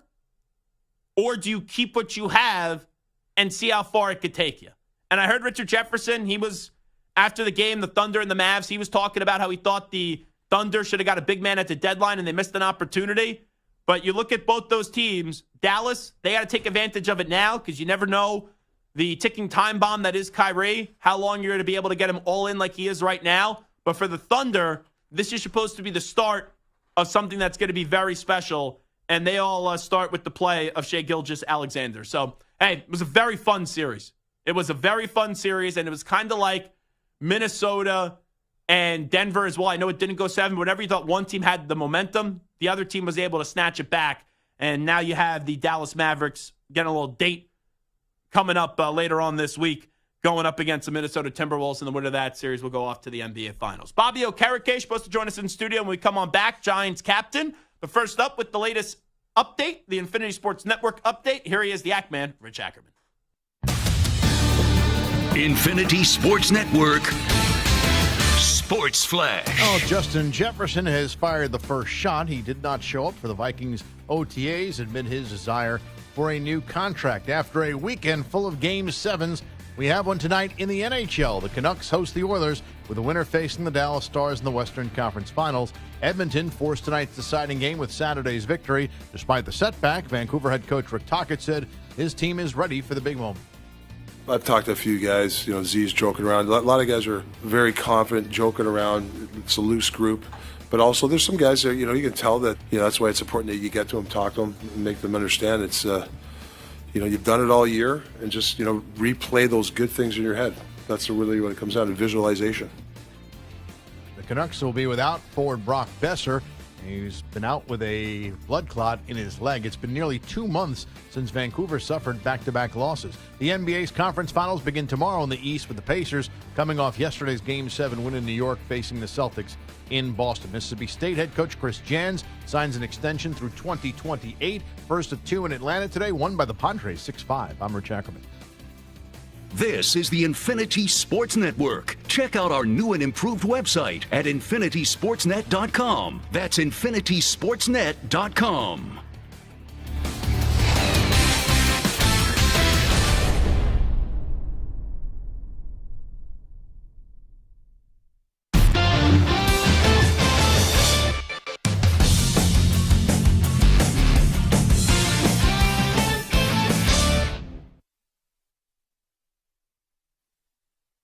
You're in a 5-minute break.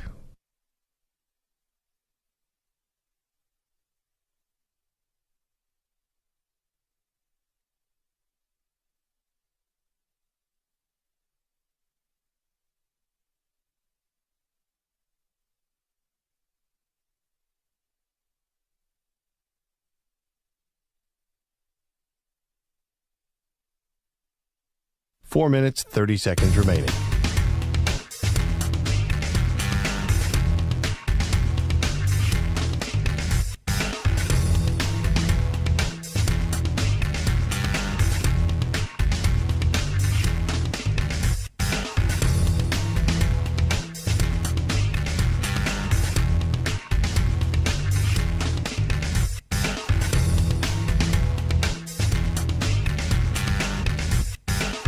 Four minutes remaining.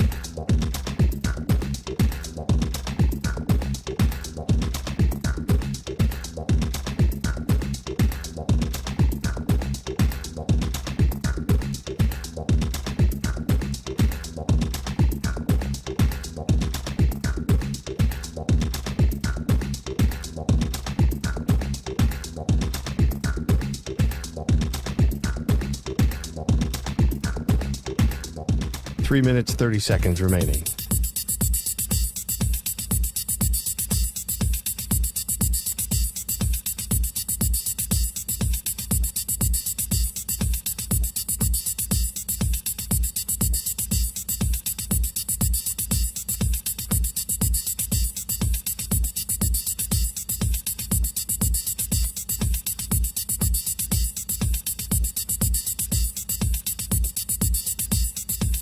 Three minutes remaining.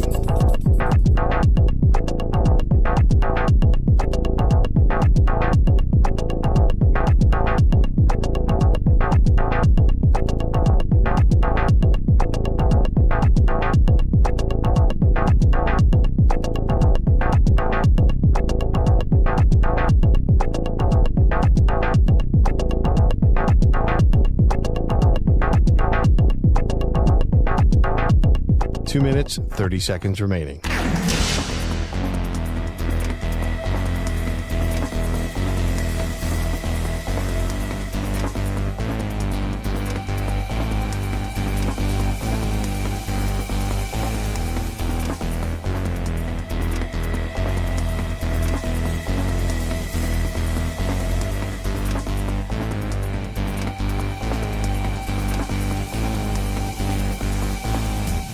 Two minutes remaining.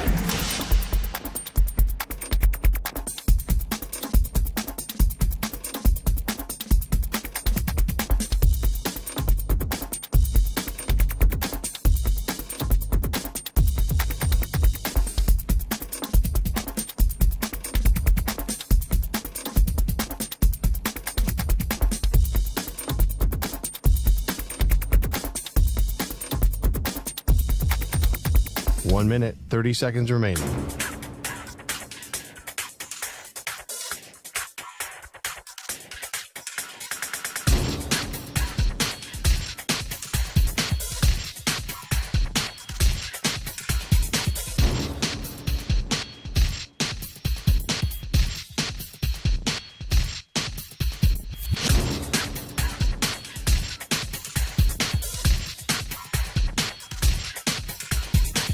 1 minute remaining.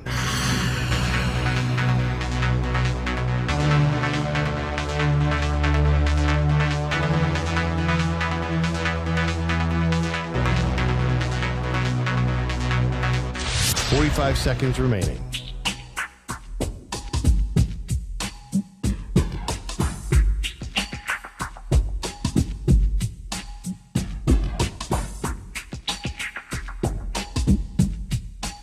Seconds remaining.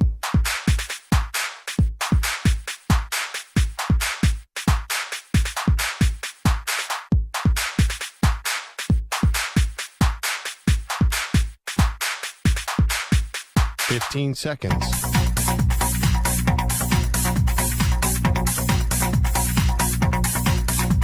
Break ends in 5 seconds.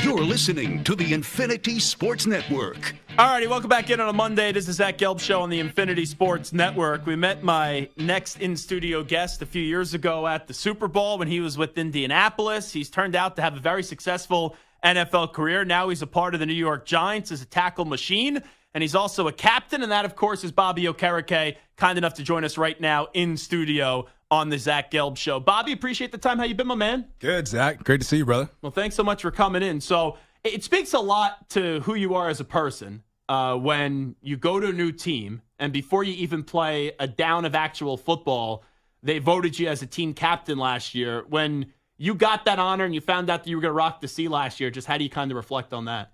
It was very humbling. I've had a lot of great leaders in my career, especially in Indianapolis. Followed a lot of guys like Darius Leonard, Anthony Walker. So really took their example and, tried to create it in my own atmosphere here in New York. Where do you think your career is at? Third-round pick out of Stanford. You had a successful run with Indianapolis. You get the contract with the Giants. Right now, Bobby Okereke, the player, 150-something tackles a year ago. Where do you think you are in your progression? Yeah, I believe I'm just entering my prime, honestly. I've made a lot of star plays, flash plays, but, trying to break through that ceiling of being a consistent elite playmaker. And you look at the defensive side of the ball for the Giants this year. We know Dexter Lawrence is a beast. We know what you could do on the field. Kayvon Thibodeau really started to get some respect last year, and then boom, you guys go and trade for Brian Burns and give him a whole lot of money. Joe Shane wheeling and dealing. When you got the news that Burns was coming over from the Panthers, elite pass rusher, going to be joining the Giants, just what do you remember about the day you found that one out? I loved it. I mean, he's a prolific athlete. Obviously, my guy, Christian McCaffrey, was on the Panthers, so I knew about Brian Burns from there. But I knew it was going to boost the whole group. I mean, Dex up front, Kayvon, just added competition. I know but all those guys are going to be racing to the quarterback, so it'll be fun. And fun we know Wink Martindale is not coming back with the team defensively. People are trying to figure out what you guys are going to look like with a new defensive coordinator. A lot of talent on this defensitive side of the ball. Give us a little intel on what we could expect of the Giants defense this year. Yeah, we're going to be a fast, physical, detailed group. I love the additions we have on offense. Our new defensive coordinator, Shane, is amazing. He's very detail-oriented. He keeps us learning and growing, so it's been a fun process. What do you take from last year? Because I know you weren't here the year prior to that, but this team came out of nowhere to make the playoffs, win a playoff game up against the Vikings, and they lost to the Eagles in the second round. And then this past season, they took a step back. So what do you kind of take from last season so we don't see history repeat itself this upcoming year? For sure. I mean, obviously, we got to learn the lessons. We fought through with a lot of resiliency, fought through a lot of adversity. Guys got injured. Games didn't go our way, but, we stayed tough through that fight. So we're going to take that resolve into the next season and really just have that, kind of F it mentality. Like, everybody's got to go out there and ball out from day one. Kayvon, talking to Bobby Okereke right now, I want to ask you about Kayvon Thibodeau. Yep. So I remember the first time I met him, I said to him, I go, everyone talks about your draft stock falling, and I'm like, they're like, oh, you're too focused about off the fields. And I said to him, I go, I thought it was a bunch of BS. Because when I watch football, I know how great of a player he is. For sure. And I just think it's natural when you get anointed that guy and then you still have to go play college football there's just prospect fatigue where we've talked about someone so long and then people try to overanalyze a prospect, and it's just a stupid thing that we do. You being in the locker room with him and seeing the way that he played in a market that's not easy, right? Each and every week when you're drafted that high, you are judged, and you're either successful one week or you're a failure next week. What really impressed you about Kayvon? Number one, his mindset. He attacks every day. He challenges people around him. He's one of the best leaders on our team, honestly. And I think he's just very detail-oriented. And he has that mindset, like that Kobe, that LeBron, that elite player mindset that, I got to get this day in and day out. I mean, obviously his physical tools are great. Pass rush, get off, second to none. So he's a year 3 player. He's growing. He's maturing. And I think he's just got a great future that he's blossoming into. All right. Now, we talked about the Brian Burns move this offseason. Yep. Right before that, you find out that Saquon Barkley is going from the Giants to the Eagles. When you got that alert, right, a lot of people felt like he wasn't coming back anyway with how the contract did play out. But what was that reaction when you found out that Saquon was staying in the NFC East and just going down the turnpike? I mean, we get to see him twice a year. What's better than that? No, Saquon's a great guy, great leader. I was very fortunate to, be his teammate last year and experience him firsthand. I mean, prolific athlete and incredible leader. So it'll be a great challenge for us every twice a year. Now, I know it's a business, right? Yep. Like, hey, you left Indianapolis, you joined the Giants, you see Brian Burns come over in a trade. So this isn't foreign where a player leaves one team and goes to another team, and there's history, obviously. Yep. But it did have to be a little painful when it's like, okay, we knew he was leaving, but to go to Philadelphia. For sure. I mean, I probably had almost every Giants fan in my DMs telling me to go smack him. So, I mean, it'll be fun. It'll add to the rivalry, and I know we're all excited for it. Talking to Bobby Okereke right now. Offensive side of the ball, quarterback room. Everyone's going to talk about Daniel Jones. Tommy DeVito had a successful run last year. You're bringing Drew Lockett as well. Yep. What can Daniel Jones, who is we're all thinking is the guy this year for the Giants, what do you still think he could bring to this football team? He's got poise. He's going into year 5, year 6. He's a veteran guy. So, I mean, it's time, honestly. Like, there's nothing really holding him back. We all know he's got a great arm. He's a smart guy, so he'll make great decisions. I'm just excited to see him, grip it and rip it. What stood out to you with Dayball in year 1? He's just got a fiery personality. He can be cool, laid back, or he can be, mother effing you on the sideline. But he understands how to motivate a group of men really well. Bobby Okereke here with us. Let me ask you about NFL Africa, because I was told that you're a part of this, and it's really cool. Just tell us everything we need to know about NFL Africa. Yeah, so NFL Africa, spearheaded by O.C. Umenyiora, New York Giants' very own. We're setting up a trip to Nigeria. We'll be heading out there June 14th. Short trip, 4 days. But yeah, we'll be, bringing awareness of the game of football and, really just trying to prep some of those, high talent prospects in Nigeria and get them, prepared for this crossover program. What are your message to kind of youngsters that are trying to live out their dreams and you get be a part of something like this that's so special? For sure. I mean, if you have ambition, if you have goals, don't let anything stop you. So that's kind of our message is like, look, like you have the dreams to make it. We're going to come here and provide you every opportunity, all the coaching, all the wisdom that we've had from all the coaches in our past. We're going to give you every opportunity because we know how hard you're working and the conditions you're fighting through. What's the biggest thing you take away from the Stanford experience when you were a football player and student there? Just the amazing quality and intellect of people that, come to Stanford. Whether it's, famous concert pianists or you got Katie Ledecky or Simone Manuel who are breaking records in the swimming pool. You got the Stanford Hospital. There's so much greatness around Stanford in all aspects, fields. So it's just a very inspiring place. And right, the Stanford education is very powerful. Yep. Like, I know you're probably not at the point yet where you're thinking about life after football, but one day it does end, even though you're in your prime of your career. Yep. If, let's say, you weren't a football player and you had that Stanford education, what do you think you would have done with it? I'd probably be here in New York, maybe working somewhere on Wall Street. Like Justin Tucker. Yeah, for sure. Goldman Sachs, that'd be a cushy job for sure. Yeah, that's pretty cool. How about the state of their football program? I know Shaw's no longer there. Yep. They had a great comeback victory up against Colorado. Just what do you hope continues with the program in this bizarre changing landscape with the Pac-12 basically coming to an end. Yeah, it's crazy. I know we're headed to the ACC. Troy Taylor came over from Sacramento State. He's bringing a gunslinging offense to Stanford, so I'm excited.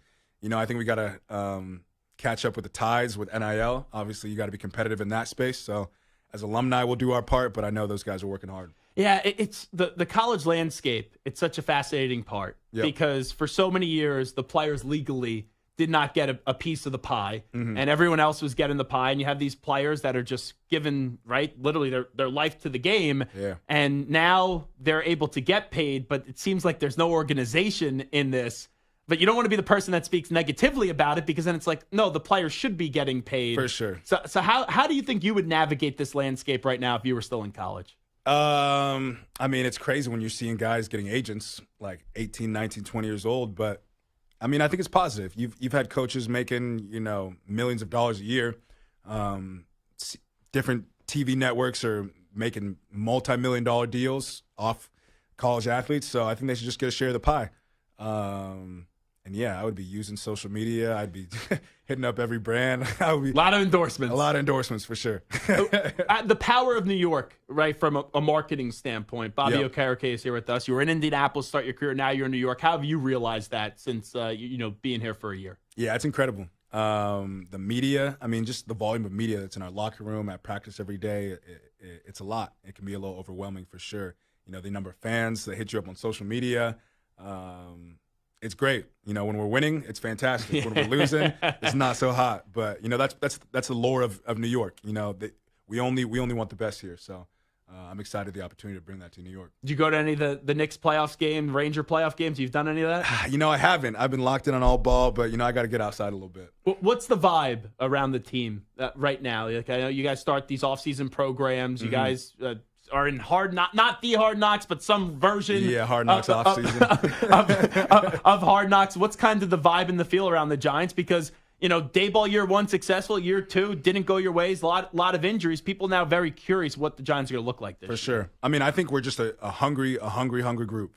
Obviously that first year surprised people. Made that playoff run last year, riding on expectations a little bit under them. So, I had a coach, he always told me, it's like you want to under-promise and over-deliver. So that's our mindset right now. We're not talking much. We're just letting our work speak for itself. What was the draft like for you this year? Because you talk about the media market. Yep. Right? For 2 months, all we heard, Giants are taking a quarterback. Giants are taking a quarterback. You have 6 quarterbacks go in the top 12. Giants don't take a quarterback. And then they get one of the more, if not the most explosive player in the draft in Malik Neighbors out of LSU. So, were you watching? Were you locked in draft night round one to kind of see how this was going to all play on out? No, I was locked in for sure. Obviously, I saw the mock drafts on social media, whatever. I'm excited. I'm excited for Malik Neighbors.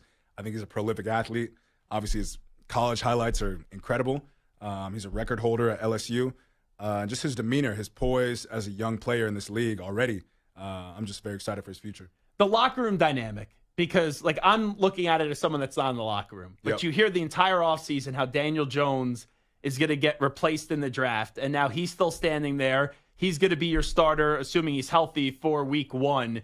Does that at all get a little bizarre in the locker room when there's all this talk and all this outside noise and then really nothing happened at the quarterback position? Yeah, not really. That's us as players. We do our best compartmentalize. Outside noise is outside noise.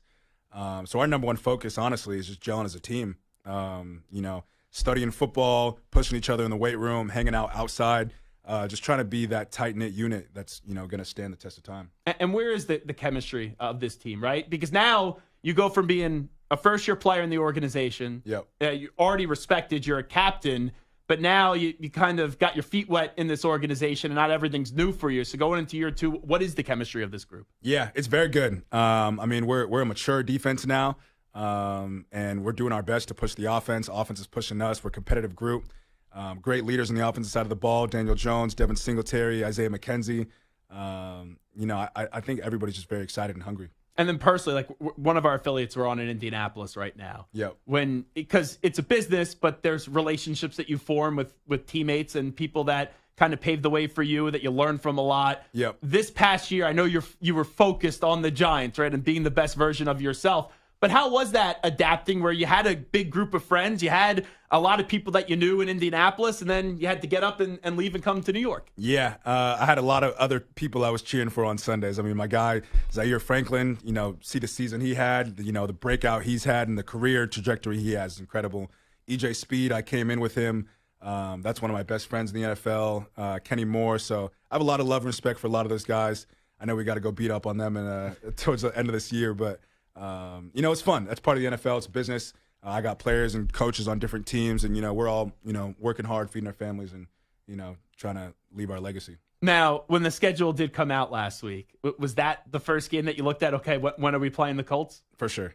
Yeah, for sure. That's pretty damn cool. So a few more questions with Bobby Okereke before we let you run. When you go into this season, you look at this division. You have Jaden Daniels now with the Commanders. Eagles start off 10-1, had a terrible collapse down the stretch. The Cowboys, right, they always get talked about with, I call them the drama Dallas choking Cowboys just because they talk so much and they don't end up delivering. It's a damn good division, though.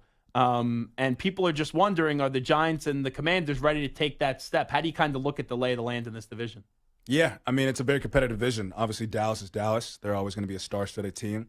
The Commanders just bolstered their offense, and Philly's Phillies. So we know the challenge ahead of us, and we're excited for it because we know if we can break out of that division, win that division, then it'll be a great competition for us. So the last thing I'll ask you, because the New York fan will be honest with you, when you're winning in New York, there's nothing like it. When you're losing, it could get ugly and it could get dark very quickly. But fans will tell you, you guys got to be better. To the Giant fan that is a little skeptical after what they've seen the last 2 years where it's been up and down. I know you've only been a part of it for 1 year. What's your message to the Giant fan that's maybe doubting this team entering this season? Yeah, just watch us work. We don't have any pretenses about it. We all recognize the situation we're in. We all recognize the results of last year. And we're just coming with a hard pat and lunch pail ready to work. No, I love that. And, man, Dexter Lawrence, finally being around him and seeing how dominant he is. What did you kind of take from him in year one? He's incredible. And the ultimate leader that leads by example. He's the most physical guy on the field. He plays with the most effort. He's just the most dominant player. So when a guy like that is giving his all, it just inspires everybody else. Appreciate you coming on and joining us today. He's Bobby Okereke. Bobby, thanks so much. Yes, sir. Zach, appreciate it. It is the Zach Gelb Show on the Infinity Sports Network. We'll take a timeout. We'll come on back when we return in about 5 minutes.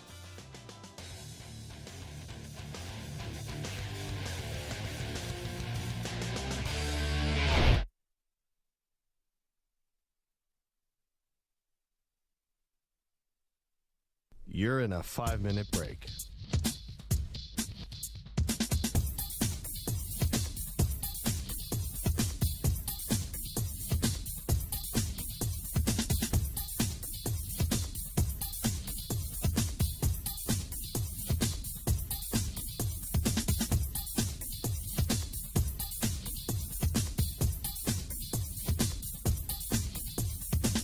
Four minutes, 30 seconds remaining.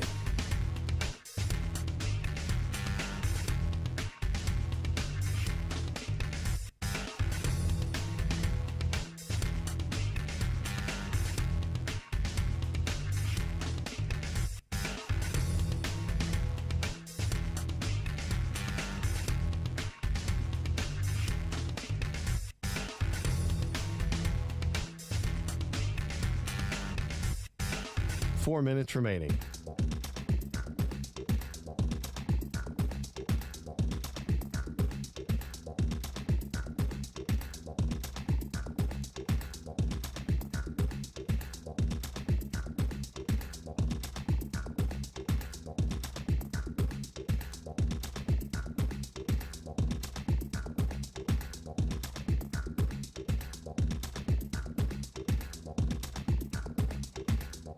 Three minutes, 30 seconds remaining.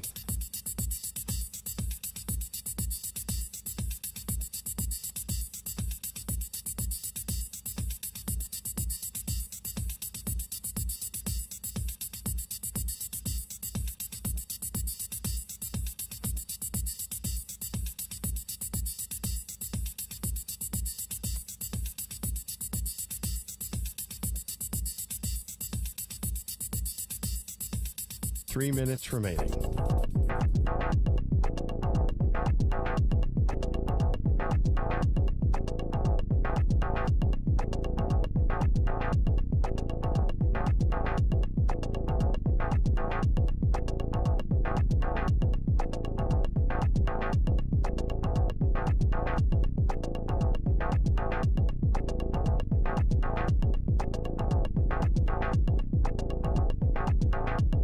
2 minutes, 30 seconds remaining.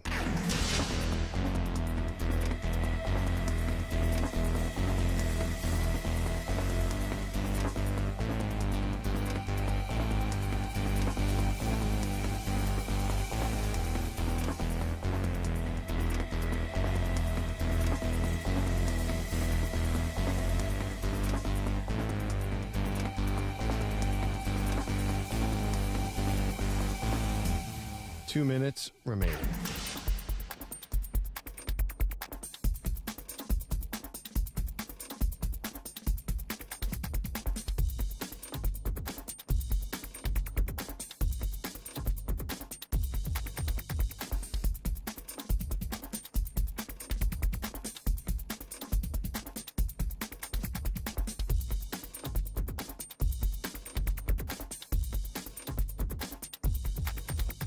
One minute, 30 seconds remaining.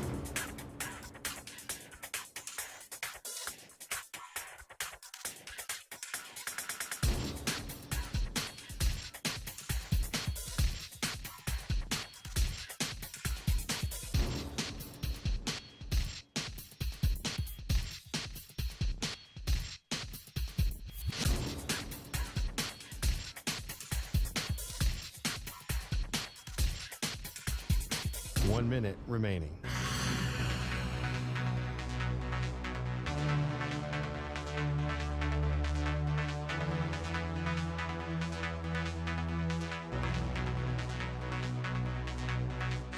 Forty-five seconds remaining.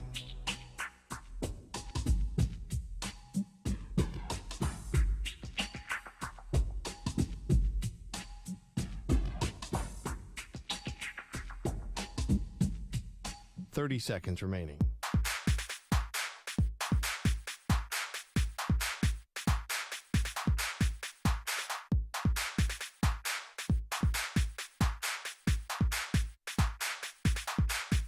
Fifteen seconds.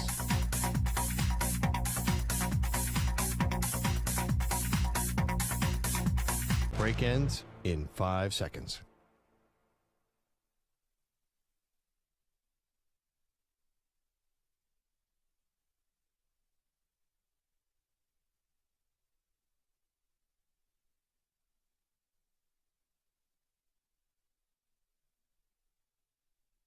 To infinity and beyond. He's live. He's nationwide. This is the Zach Gelb Show.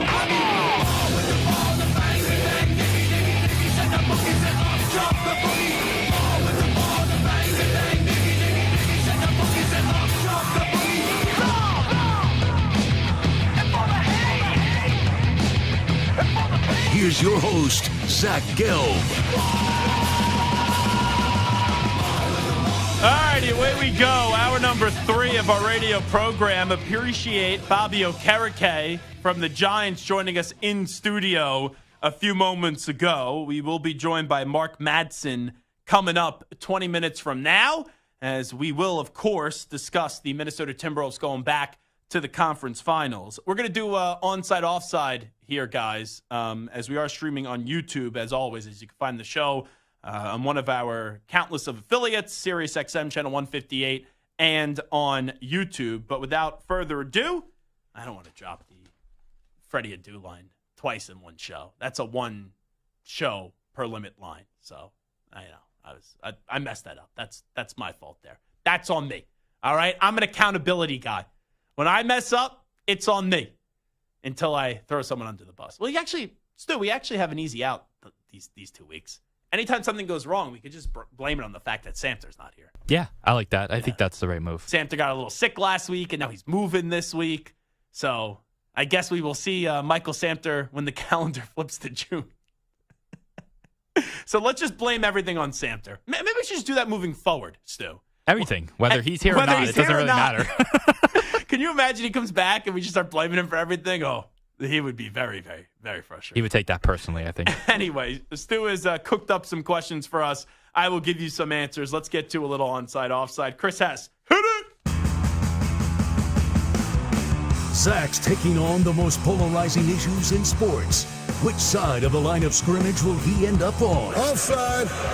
Defense number 69. It's Onsides, Offsides with Zach Gelb. Alrighty, Stu, what do we got cooking today? All right, Zach, as you mentioned earlier in the show, the Boston Celtics, they reached the Eastern Conference Finals last week. But news surfaced over the weekend that the C's could be without injured big man Kristaps Porzingis, who will reportedly miss the first 2 games of the conference finals. However, there is optimism within the organization that he could return at some point in this series. So onsides, offsides, the Celtics need Kristaps Porzingis healthy in order to win a championship this season. That's onsides. And it's because you said to win the championship. I'm not concerned if Kristaps Porzingis is playing or not for this round. And I know, right, you got Siakam, you got Turner, so he could be needed for this series up against the Pacers. But the Celtics, if you would have told them before the playoffs started that they would be going up against Indiana 4 games away from an NBA Finals and it would come at the expense of Porzingis maybe until the finals, they would sign for that in a second.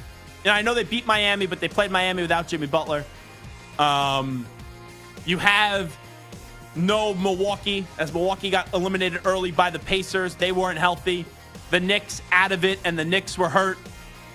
Sixers out of it, got eliminated by the Knicks. Like, easily the Celtics would have loved, and they now are going up against the Indiana Pacers. And I do think that the Celtics are going to beat the Pacers, and then whoever prevails between Minnesota and obviously the Mavericks, you're going to need Porzingis to win that series, I think. And if it is Timberwolves and Celtics, like a lot of people expect it to, which means probably one of those teams won't get there, because that's usually how it goes and everyone expects one thing to happen, you will need Kristaps Porzingis in that series. So I think the Celtics, and I said this the moment he got hurt, they will coast to the NBA Finals, and you need Porzingis back by the time the NBA Finals get underway. You know, I was not concerned when you knew Porzingis was out.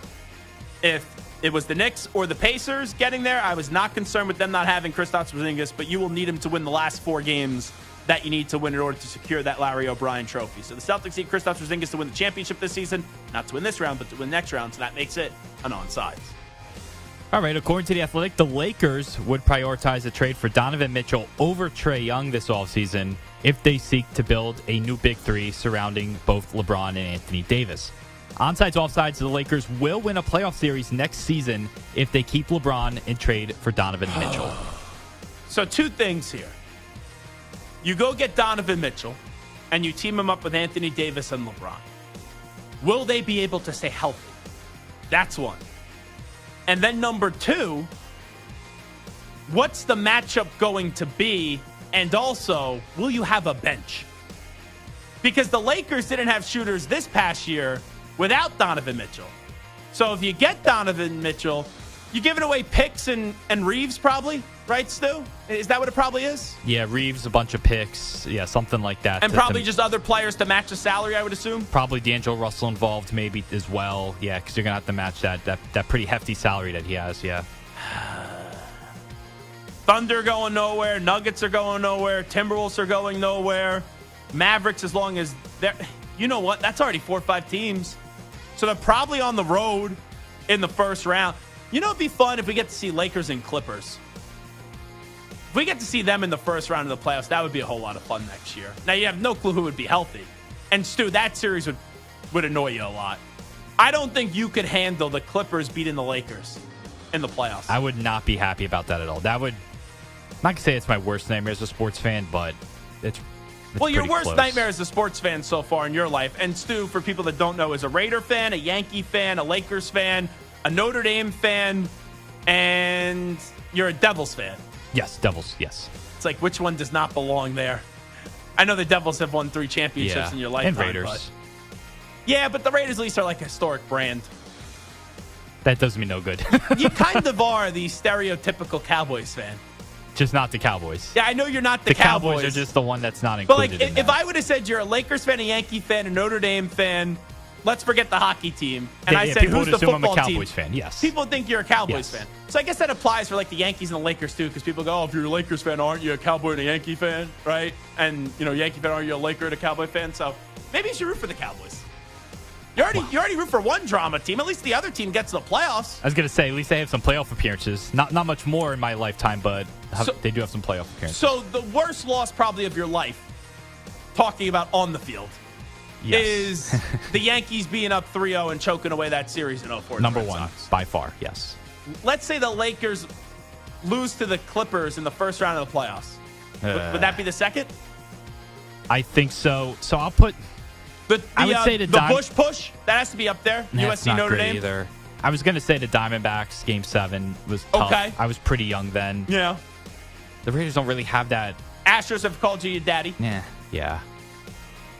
I would say the Clippers would probably be third after the two Yankee ones. Okay. For me. When we go through that exercise, I'm really going to answer that onside just because on the surface, you get Donovan Mitchell, you get LeBron, you get, you win a playoff series.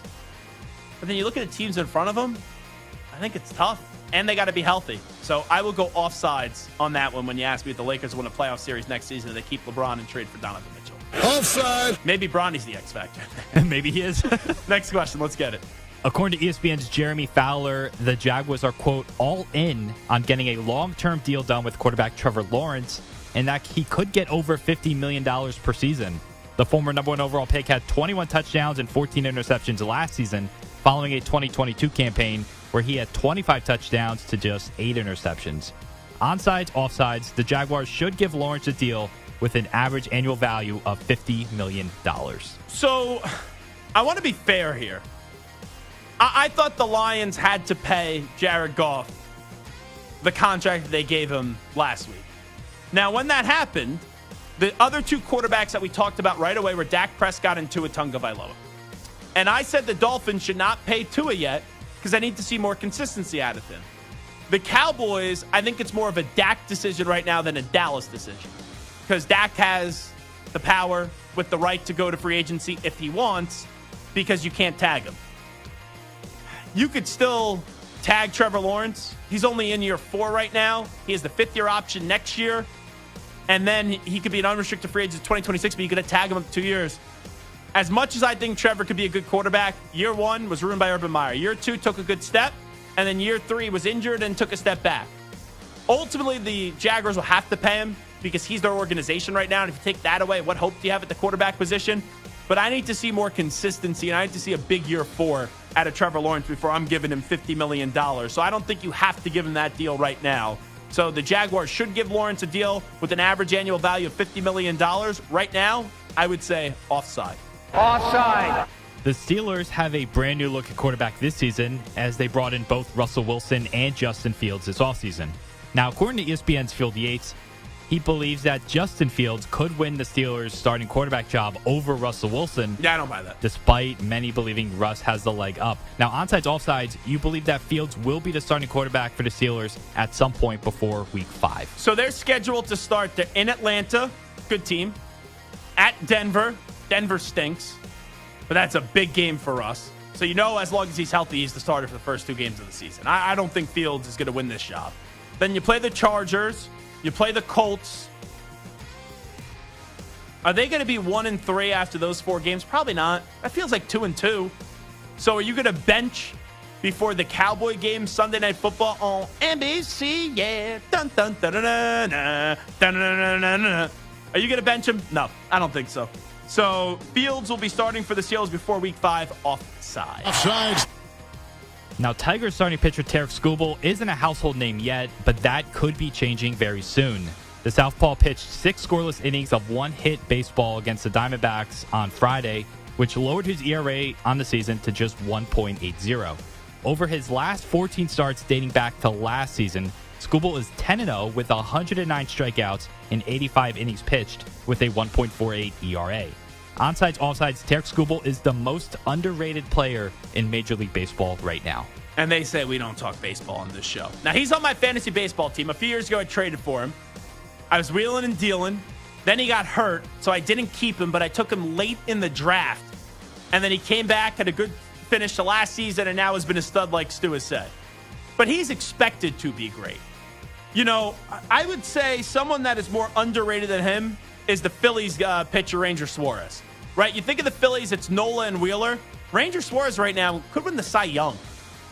And he's the first half Cy Young, and it's only May 20th, right? There's still a long ways to go. He's 8-0 with a 1.37 ERA. Now, I did take him late in a fantasy draft this year, and I was not expecting him to do this. I just thought it was a good value pick. But I would say offside, when you ask me if Screwball is the most underrated player in Major League Baseball right now, Ranger Suarez has to be in front of him. So Offside.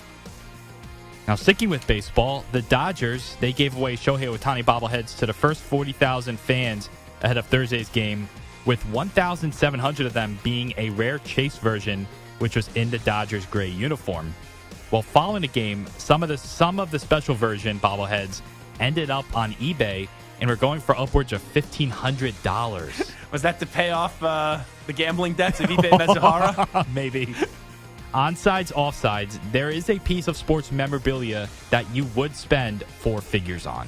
When I was a kid, I loved sports memorabilia, but I grew up in sports, so I was able to, naturally get that stuff for free.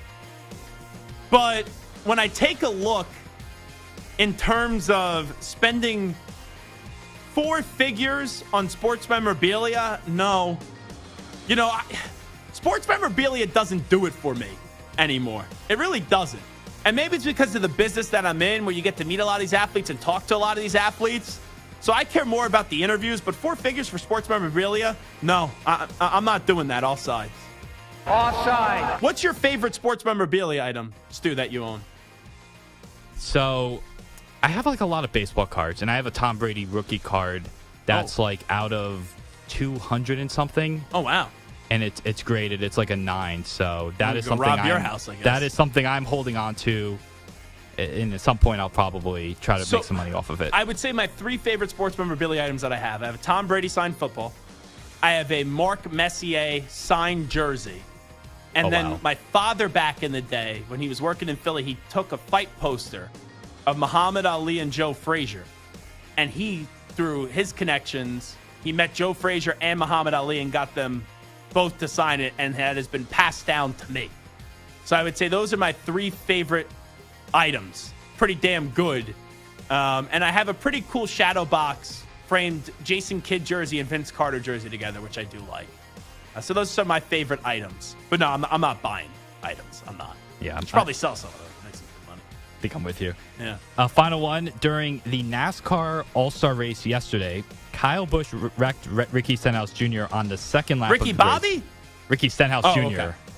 Okay. He wrecked him on the second lap of the race, where the winner of that race would net $1 million. Now, following the race, the two got into a heated altercation, which led to punches being thrown and then a brawl then ensued between the drivers and pit crews.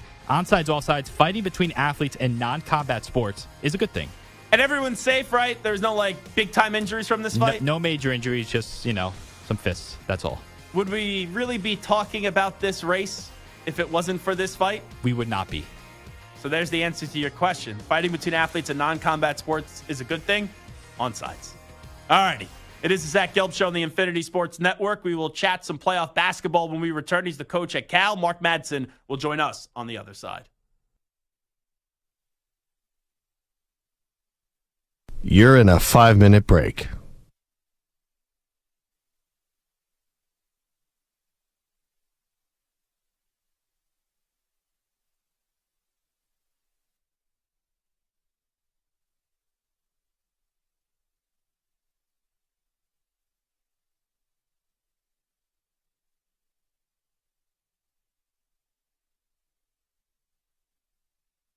Four minutes, 30 seconds remaining.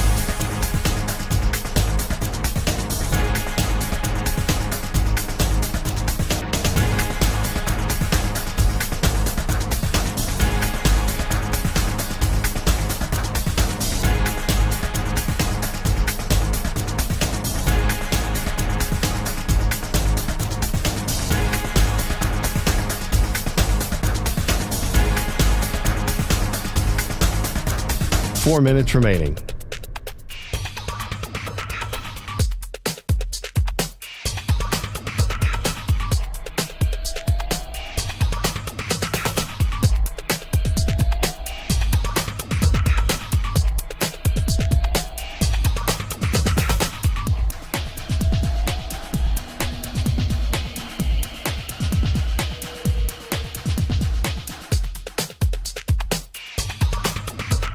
3 minutes, 30 seconds remaining.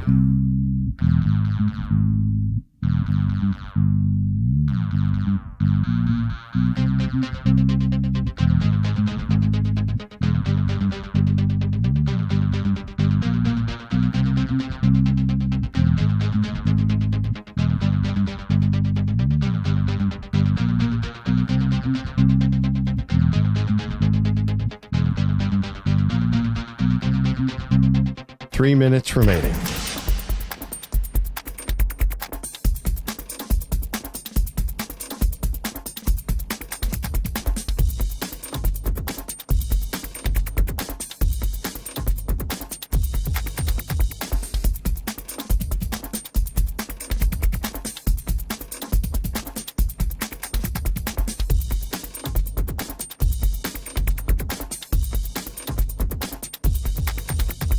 Two minutes, 30 seconds remaining.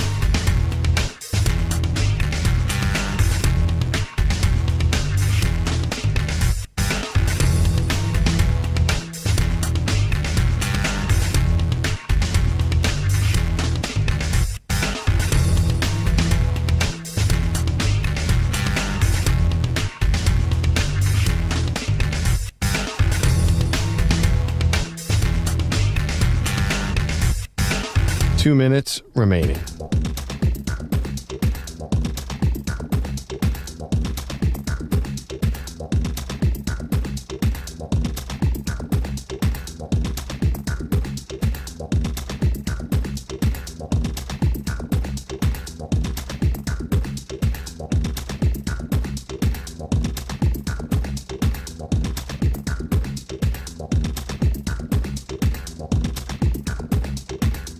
One minute, 30 seconds remaining.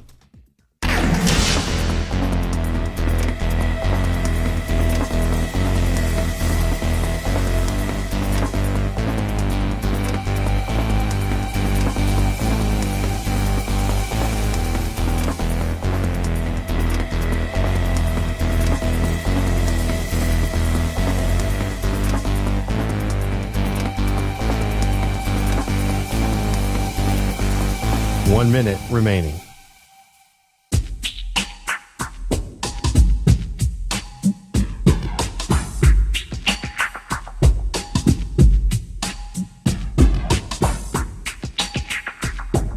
Forty-five seconds remaining.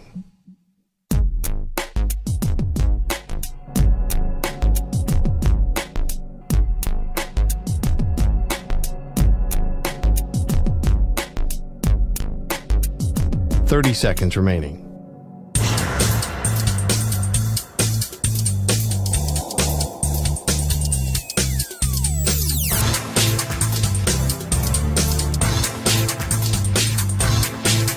Fifteen seconds.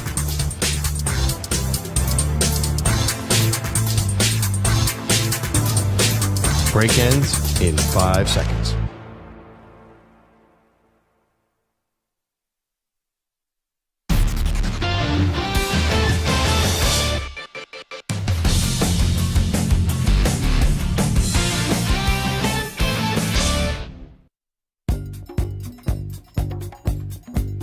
Welcome back to the Infinity Sports Network. All right, it is the Infinity Sports Network, and it is the Zach Gelb Show. Mark Matson's going to join us right now with the Timberwolves back in the conference finals. Last time the Timberwolves were in the conference finals, Mark, of course, played in Minnesota as he was there from 2003 to 2009. You know what he's also able to do with the Lakers before that. From 2000 to 2003, winning 2 NBA championships, spent a few years as an assistant with the Lakers, a bunch of college stops, and then head coach at Utah Valley, and now with Cal. And he's kind enough to join us once again on the Zach Gelb Show. Mark, I know it's been a while, but always enjoy when we get to connect with you. How you been?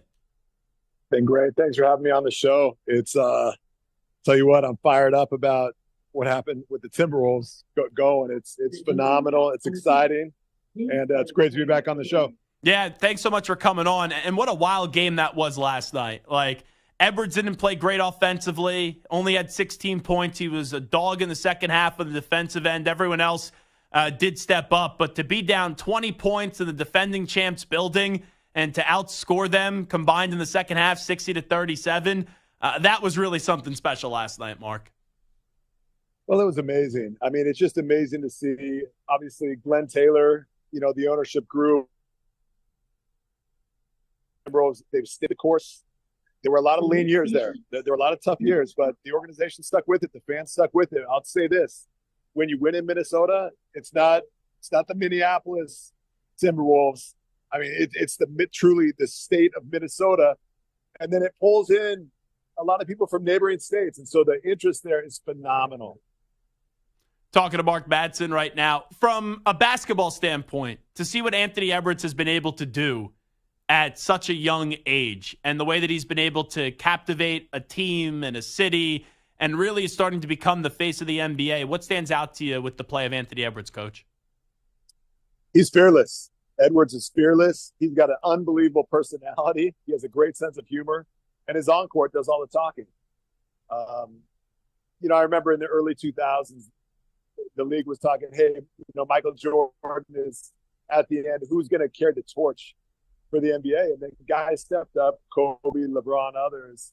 And I think right now we're going to have a similar conversation with LeBron retiring. I think Anthony Edwards is someone that can carry the torch and be really one of the standard bearers for the entire NBA, not only nationally, but across the world.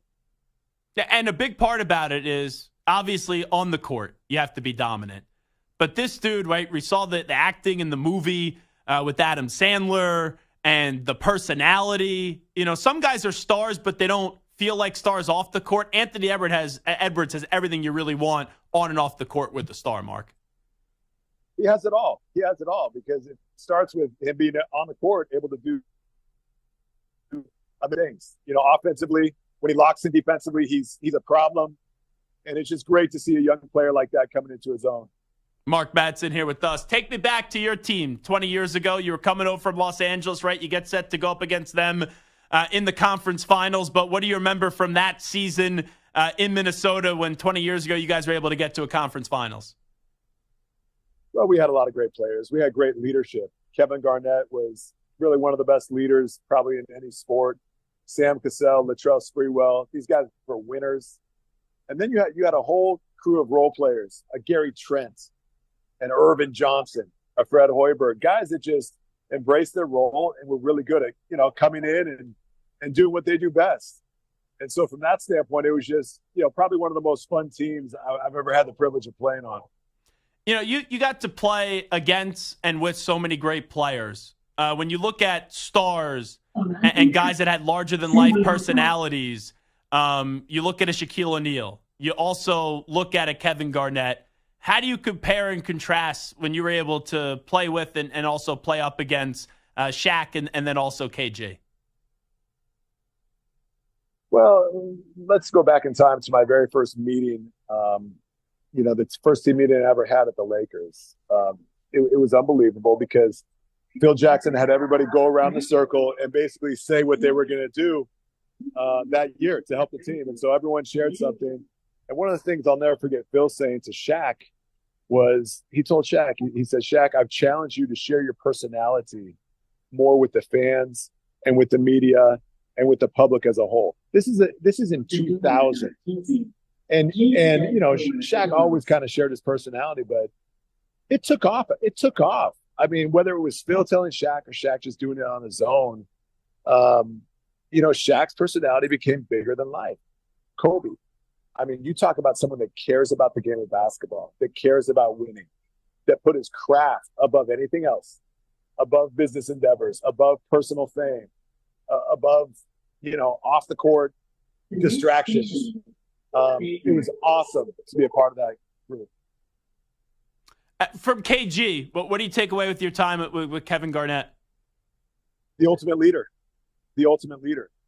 KG is someone that put the work in every single day. You hear this expression a lot in basketball. We're going to chop wood, meaning you're going to do all the little things every day to better yourself as a player and to help the team. Kevin Garnett had his routine, and he stuck with it every single day. Even KG had a couple of bad games, but when he did, he was consistent, and he stayed the course, and something good always happened with him. Mark Madsen here with us on the Zach Gelb Show on the Infinity Sports Network. So this matchup You got the Mavericks, right? A phenomenal duo with Luka Doncic and Kyrie Irving. Their other players are stepping up, right? Just in Minnesota, even when Anthony Edwards doesn't play great, you see the team effort last night. When you take a glance at this series and you know that your Timberwolves are 4 games away from going to the NBA Finals, how do you kind of think this series will play on out, and what stands out to you using your basketball mind? It's going to be an unbelievable series. I mean, 2 teams are both playing really well. I mean, Dallas is playing phenomenally well right now. They're getting great contributions across the board. And Minnesota with all the swagger. You know, I think it was game 2, Minnesota-Denver, when Minnesota absolutely dismantled the Nuggets. It was one of the most fun basketball games I've ever seen. And so I'm just excited because you have 2 teams playing their best basketball right now. Yeah, it's going to be fun to see how it plays out. If Minnesota's able to get the job done, and you played in a few NBA Finals, right, with the Lakers and won some championships, what would that mean to you if in a few weeks you see the Timberwolves in the finals? I think it would mean a lot to me personally and to really all of us that, you know, gave blood, sweat, and tears to the Timberwolves organization. I love the area. Minneapolis, St. Paul, what a great area, what a great chapter of life. And so it's going to be really meaningful on a personal level if the Timberwolves can play well and get that done. Now, I know you got a new job taking over Cal a year ago. How have things been going out there on the West Coast in this crazy changing landscape of college sports these days? We had a phenomenal first year. You know, we quadrupled, I think, the wins from the previous year. So that's huge success. And now, look, it's conference realignment is a reality. You know, I could probably look out my office window and throw a rock and hit the Pacific Ocean. We're in the ACC. But what I'm proud of is the ACC is probably the premier basketball conference in the country, and it's already paying huge dividends in terms of recruiting. When your kids are asking you that you coach about your career, is Kobe still the first person that they bring up when they ask you about the teammates that you played with? Kobe always comes up. You know, I think about Kobe a lot because Kobe was somebody similar to Kevin Garnett who pushed his teammates so hard. I mean, Kobe was always pushing people. He was hard on us at times in a good way, but he was hardest on himself. He held himself to the highest standard. And that's really what demands respect. I think we lost Coach there, but he's Mark Matson joining us on the Zach Gelb Show on the Infinity Sports Network. I think we got Coach back. Coach, can you hear us? Yes, I can hear you. Yes, Sorry, I can hear you. You got cut off. So Kobe's just, you know, someone that obviously, you know, it's awful what happened. We've talked about it throughout the years. Unfortunately, we've had to. But Kobe's just still the one that everyone asks you about, right? Your players. Kobe has such a place in the game of basketball. The players at Cal have asked me a lot about Kobe. And I tell them, I said, look, Kobe he pushed you. He was hard on his teammates in a good way, but he was hardest on himself. And he pushed himself the hardest. And that is something that really demands respect, in my opinion. He's Coach Mark Madsen. Coach, thanks so much. Good luck at Cal. We appreciate you jumping on board with us today for a few minutes. Thanks for having me today. Appreciate it. You got it. There he is, Mark Madsen, joining us on the Zach Gelb Show on the Infinity Sports Network. We will take a break here. When we come on back, there's an enormous amount of pressure the rest of the way on the Boston Celtics. We'll discuss a little bit about the C's as they are now 8 wins away from hoisting another Larry O'Brien trophy as we have the Final Four set in the association with the Celtics going up against the Indiana Pacers and then out in the Western Conference Finals, as we were just talking about Mark Madsen's Minnesota Timberwolves. You got the Timberwolves going up against the Dallas Mavericks. Let's get the latest update in, though, with the Ackman, Rich Ackerman. Infinity Sports Network Sports Flash. Well, the Vikings OTAs have begun. Justin Jefferson is not on hand. He was a no-show as he tries to get a new contract. The NBA's conference finals are set. They'll begin tomorrow in the East between the Pacers and Celtics in Boston. There's one vacant spot remaining in the conference finals of the Stanley Cup playoffs, and that'll be decided tonight when the Oilers and Canucks face off in Vancouver. Edmonton forced tonight's game with a convincing win over the weekend, and forward Ryan Nugent-Hopkins said they need to continue the same pressure they had on Saturday. The intensity has to be extremely high for the whole 60 minutes. That goes without saying. The little details of your game have to be great the whole night, but I mean, it comes down to playing our game, and from the start, we know how to play. We know how to get the job done. It's just a matter of starting that way and being able to maintain that. The Canucks will be without Brock Besser, their leading scorer in the postseason, due to a blood clotting issue. Mississippi State has given head coach Chris Jans an extension through 2028. Baseball today, first of two in Atlanta. The Padres with 4 in the 8th beat the Braves 6-5. Right now, bottom half of the 8th, it's Toronto with a 7-3 lead over the White Sox. I'm Rich Ackerman.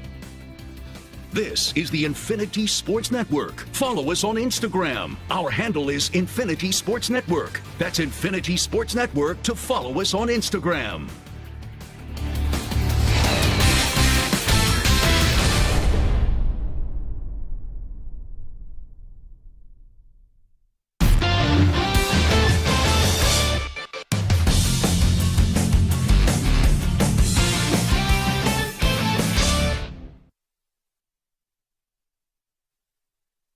You're in a 5-minute break.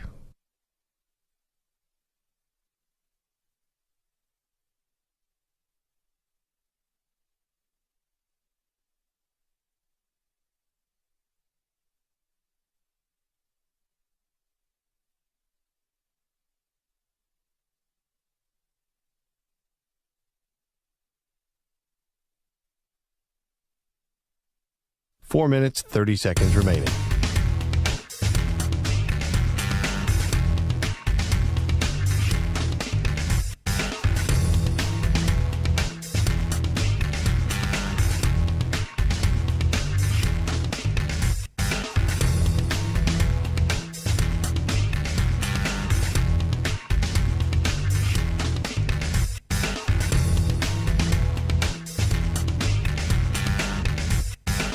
Four minutes remaining.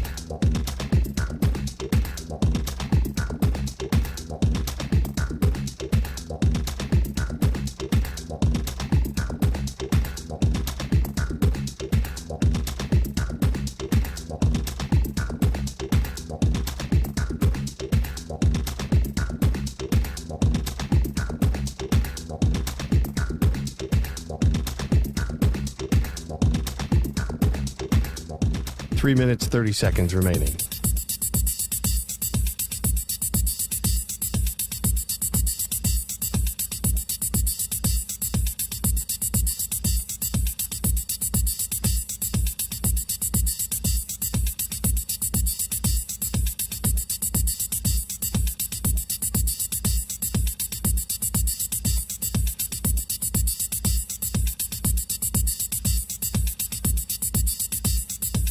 Three minutes remaining.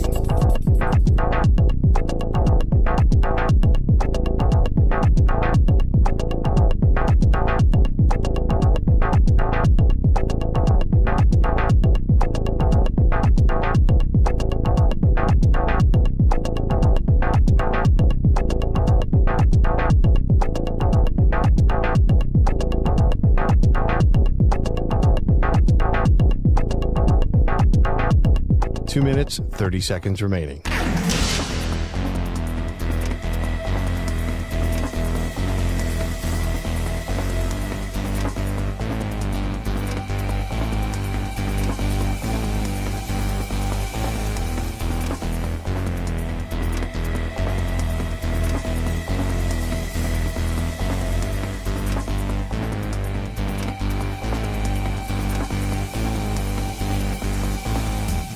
Two minutes remaining.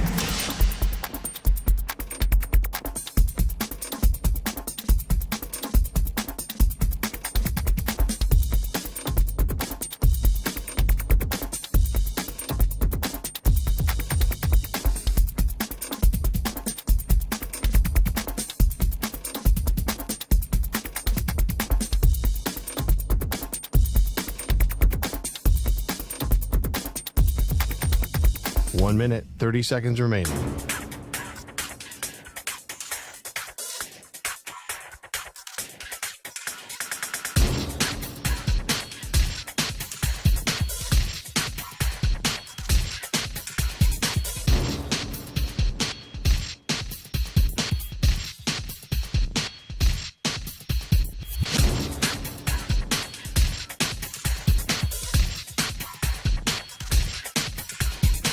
1 minute remaining.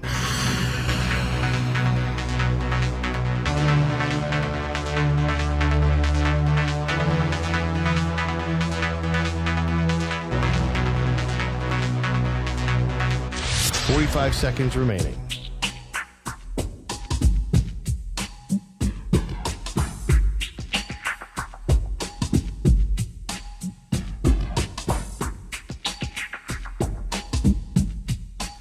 Seconds remaining.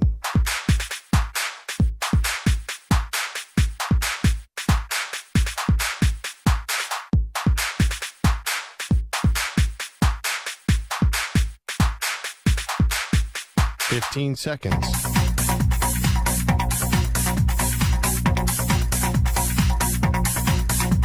Break ends in 5 seconds.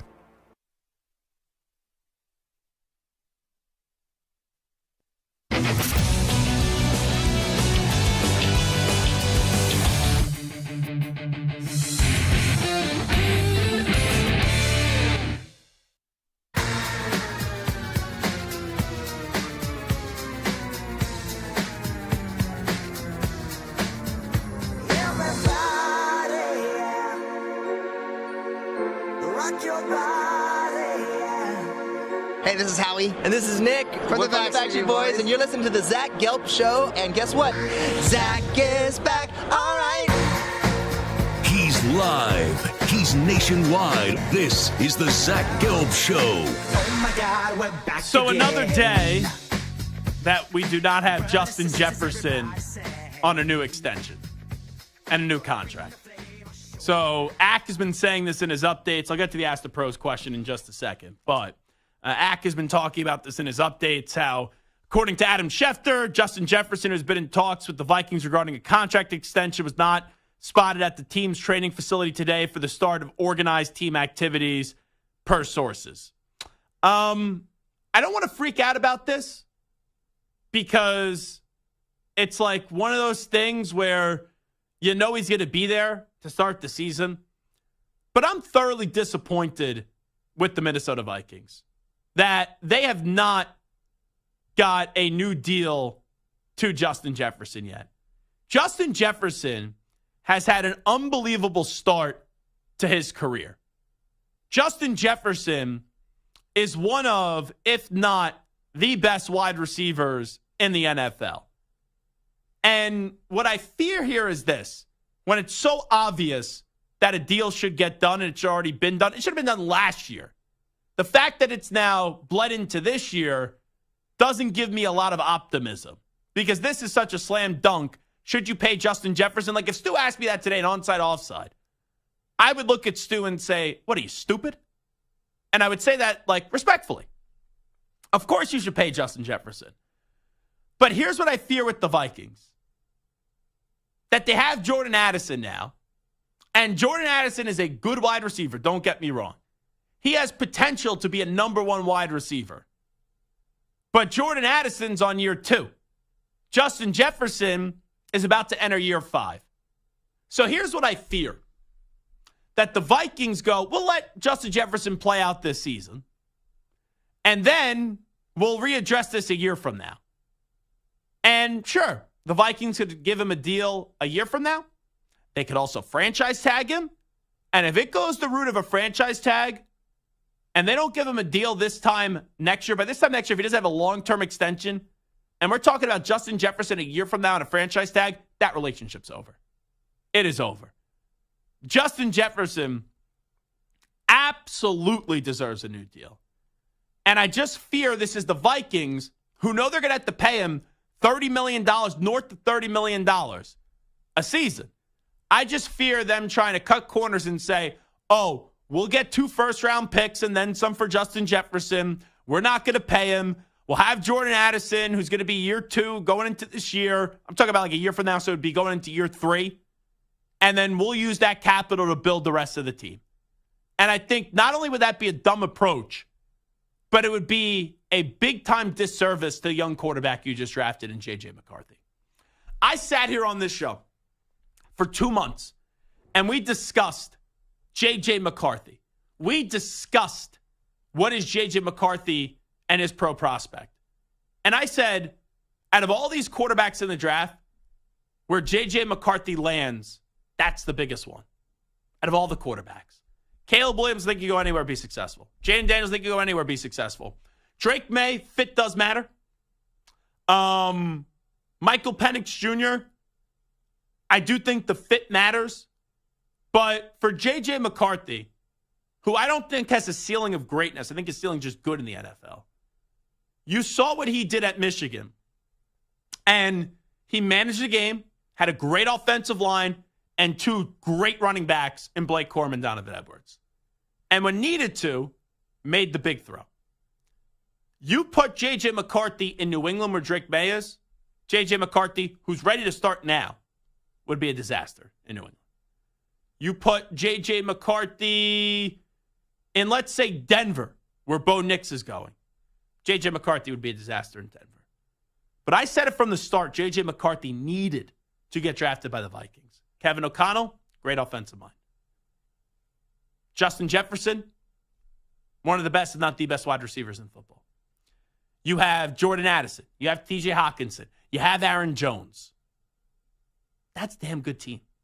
So if you're telling me J.J. McCarthy is going to be great because he had a lot of untapped potential at Michigan, even though he won 3 Big Ten championships and won a national championship, but they didn't make him throw the ball as much as you would expect in the year of 2023, 2024, right? How offenses are run now. That was a run-first offense.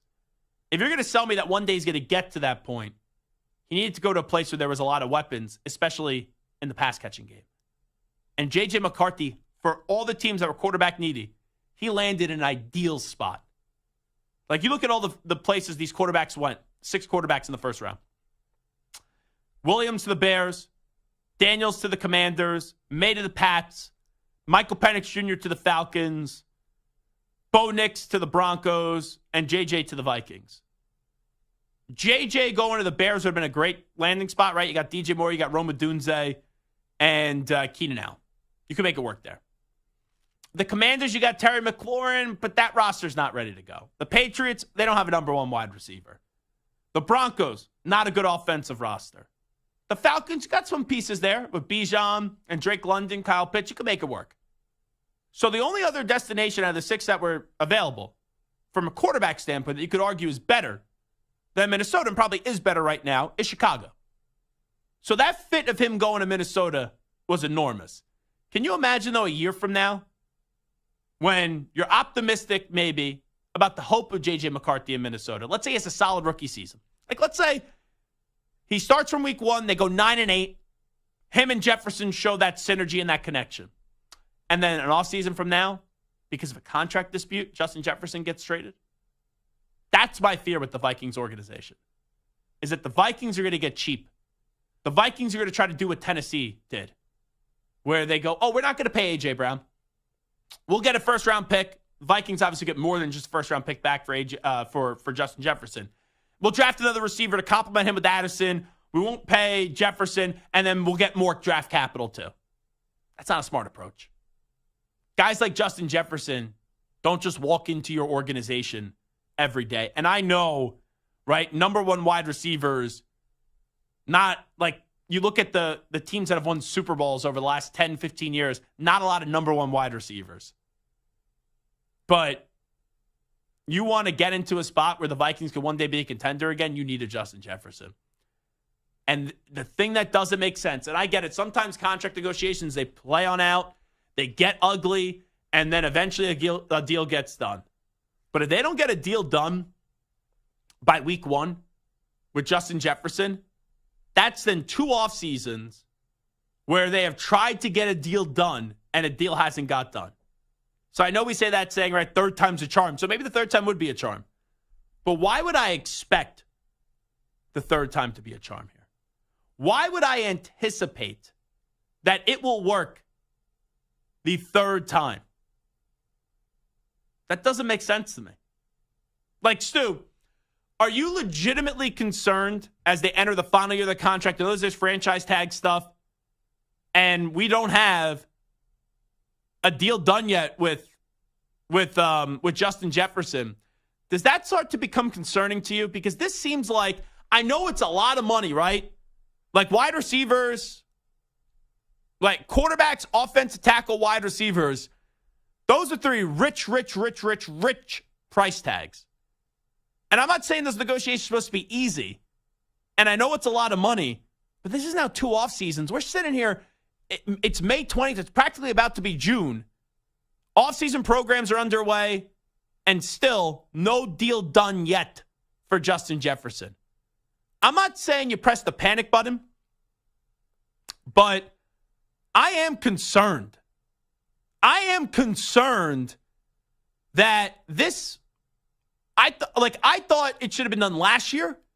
The fact that it may not get done this year, that's making me raise an eyebrow and saying, is it because Jefferson's not being reasonable? Or is it because this organization's trying to play this out, eventually say, the price was too rich, we're going to get a bunch of assets for him, and still try to squeeze another year out for him? That's a concern that I have still. It's a big concern. Yeah, it's not nothing. I'll say that. I'm not saying, kind of like what you said, I'm not saying, like, okay, he's definitely not going to be on the Vikings. Okay, he's definitely going to be somewhere else eventually, but it's not nothing. If it was nothing, he would be signed, sealed, delivered, long-term contract, which he should be. But the fact that he isn't, it's not great. And I know, like, McCarthy, that's the thing. Like, if things don't go well, it's a rookie quarterback. Yeah. It could be a good rookie quarterback. It could be a rookie quarterback that isn't good. And put it this way. What do the 2 draft picks that you get back for Justin Jefferson mean? If, let's say, when you trade Justin Jefferson, that quarterback doesn't end up working out. Because, like, let's say, right, you think 3 years probably McCarthy gets? So this is one of them. So if you're trading him next offseason, you're getting draft capital for 2025 and 2026. So you could get other players that maybe won't be quarterbacks, and then a year later, you may build up the roster a little bit, but are any of those draft picks going to even be close to Justin Jefferson? Probably not. Look at all the receivers that get drafted in the first round that don't pan out. Jefferson's actually one of them that has panned out. You can't. The chances of landing in there, Justin Jefferson's like 1 out of, and don't get me wrong, 300. There's a lot of receivers that have come into the league. Jamar Chase, instant success. A.J. Brown has turned into, like, there's been a lot of first-round picks that end up being stars. But there's also guys that are like, in the 5th round, like, or whatever he was, 6th round, Puka Nacua. But just because that happens in other places doesn't mean the first-round pick that you use is going to end up being super-duper successful. There's a lot of busts that happen in the first round, wide receiver or not. So I think if they end up trading Justin Jefferson, that's going to set that franchise back a long time. A long time. Because it's going to screw the development of J.J. McCarthy. It would be one of the dumbest things I've ever seen. It would really be stupid, Stu. It'd be bad. I mean, you can't do it. That's stuff the Raiders do. Yeah. As a Raiders fan, like, that's a move the Raiders, kind of like with Khalil Mack, right? Like, you have this generational guy, and I know there are other reasons for it. Maybe he didn't want to be there. Maybe there was rumors that they didn't have the money to actually pay him after they paid Derek Carr, but you have a guy that good, you cannot let him leave the building. There's just no way they can let that happen. So I'm looking at the average annual value for wide receivers right now. A.J. Brown, $32 million. Amon-Ra St. Brown, $30. Tyreek Hill, $30. Devontae Adams, $28 million. Cooper Kupp, $26. Devontae Smith, $25. DK Metcalf, $24. Debo, $23.8. So, bare minimum, A.J. Brown is 32. So you got to think Jefferson's at least asking for 33. Right? It's a lot of money. But 33 over 4, $132 million, right? I don't know what the guarantees would be. If he's asking for 35, you're looking at one. Like, don't get me wrong. I am not saying that the contract is gonna basically be a freebie. I get that. It's gonna be a big price tag. But you really want to trade him for 2 picks to save money? And then maybe stunt the development of your young quarterback? It's a bad move. That would be a dumb move if you ask me. It would be a move I can't get on board with. I would pay that player, and you could have outs in it, things like that. But as long as it's like still $33, $34, $35 million a year, he's resetting the market. St. Brown did so at 30. Brown then did so at 32. So he's going to reset the market. How far apart are they? Like, is he asking for 36 and you're at 32? Can't meet in the middle? I don't think he's asking for 40. Then, okay, maybe you take a hike. But I think there's a way to get this done. I would say 33.5 times 4, $134 million over 4 years gets it done. I don't know what the guarantees would be, to be fair. Because A.J. Brown got $84 million guaranteed, total guaranteed. So maybe you got to give him 90, 95 of that guaranteed. All right, it's time to answer Ask the Pros question of the day. It's brought to you by O'Reilly Auto Parts. Matt in Framingham says, Zach, who's the team remaining in the NBA postseason that's under the most pressure? You can submit a question by tweeting at INF Sportsnet, or at Zach Gelb using the hashtag #AskThePros. Think O'Reilly Auto Parts for all your car care needs. Get guaranteed low prices and excellent customer service from the professional parts people at O'Reilly Auto Parts. It's the Celtics. It's not even close. There's no pressure on the Pacers. Mavericks, because you don't know if you're going to be back there, because you don't know how long Kyrie's going to be a good soldier like he has been this year. And the Timberwolves, hey, you could go win a championship. Like, that's, you started to realize that when they were up 2-0, but it's the Celtics. You told the Celtics before the postseason starts that the Final Four is going to be Minnesota, Dallas, and the Pacers with you guys in it. They would sign for that in a second. And Boston hasn't even had their postseason start yet. Didn't even break a sweat in the first 2 rounds, if we're being honest, outside of the Game 2 losses, which they were going to drop one eventually. That just always happens. So I don't even think the Pacers, I don't think there's a chance the Pacers beat them. I really don't. I would be stunned if the Pacers find a way to take care of Boston. So you can make the case the Celtics postseason doesn't really start until the NBA Finals, up against either Minnesota or Dallas. So it's by far and away this Celtics team is the team with the most pressure on them this postseason. All right, a good show today. Big thanks to Chris Hess. Big thanks to Stuart Kovacs, Steve Stans for joining us for the Golf Channel, Bobby Okereke for coming in studio, Giants captain, and Mark Madsen, who joined us about 25 minutes ago. We'll be back tomorrow on a very busy Tuesday. We will connect with you once again at 3 p.m. Eastern, noon Pacific. We out. Bye-bye. Peace.